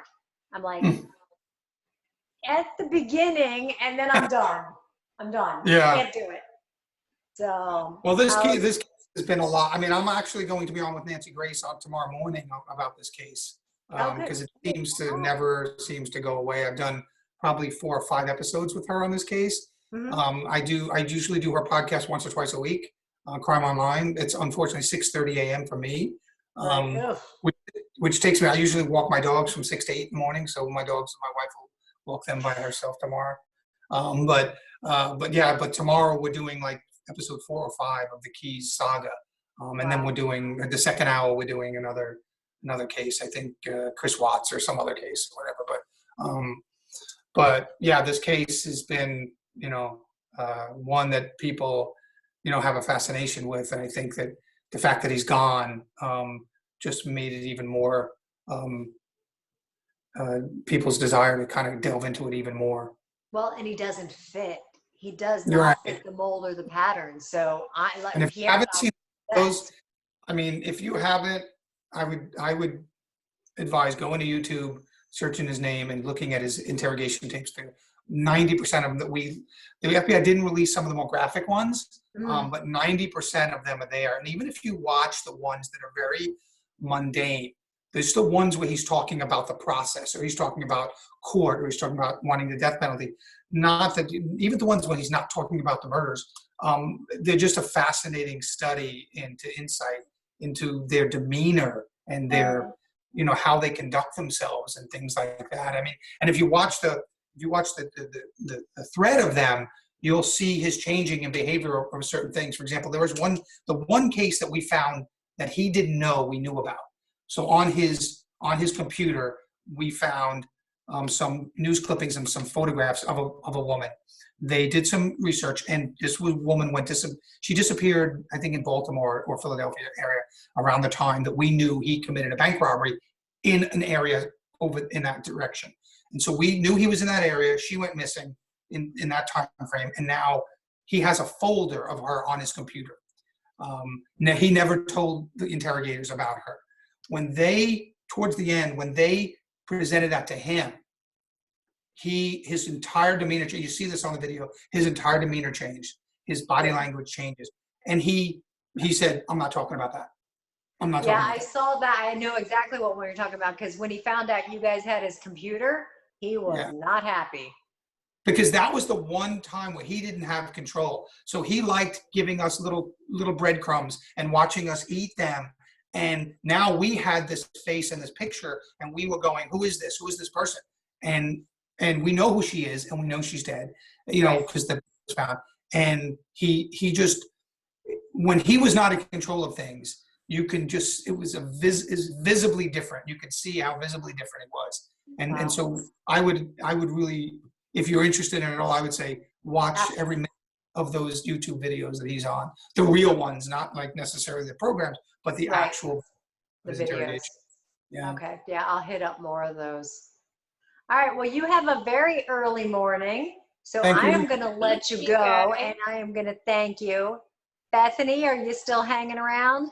Yeah, I'm here. I want to say thank you very much. I love you, and I owe you as always. Maybe I'll go find something on Nordstrom's and send you. Yes. So did Nordy. Yeah. All right. Everybody else, we will see you next week, but I will figure out what case we'll study next week, or maybe I'll put up a poll, even though when you guys put up a poll, you make me watch things like Tiger King. Thank you very much for having me. Thank you very Thank you much, so much, Bobby. guys. Enjoy Thanks your for having evening. me. Thank you. Good night, Thank you. Bethany. Bye. I will text you tomorrow. Bye. Okay, Love bye. you guys. Bye. Kim, can I have you for a minute before you leave me? Sure. Okay. Do Well, you want me I to don't want, call, you want me to call you, or are you okay right there?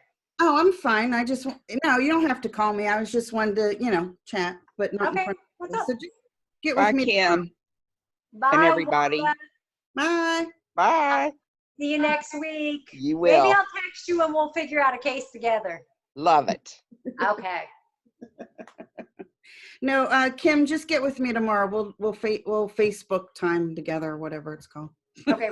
Oh, I was gonna say, are you working? But I forgot. We're locked down. So the Yeah, answer was I'm not working. none of you are going anywhere. Nope. Yay. David, Cheers. cheers. Cheers. I If have you could water. only send me a cigar through the phone, I'd be happy. All right, So, bye, by guys. the way, David, I see you and P Cubed can't talk to each other anymore because you're becoming way too much like him. You're such a smart ass. That's a compliment. I don't know, because there's a lot of eye rolling I get. So, okay, I'm home all day tomorrow, so you call me when it's convenient. I'm up at 6:15 because Spawn of Satan is a spawn of Satan. Okay, I will call you tomorrow. Miss you, All right. love you. Bye. Miss you, love you too. Bye. All right. Any of you guys got anything for me? What do you want, eye roller?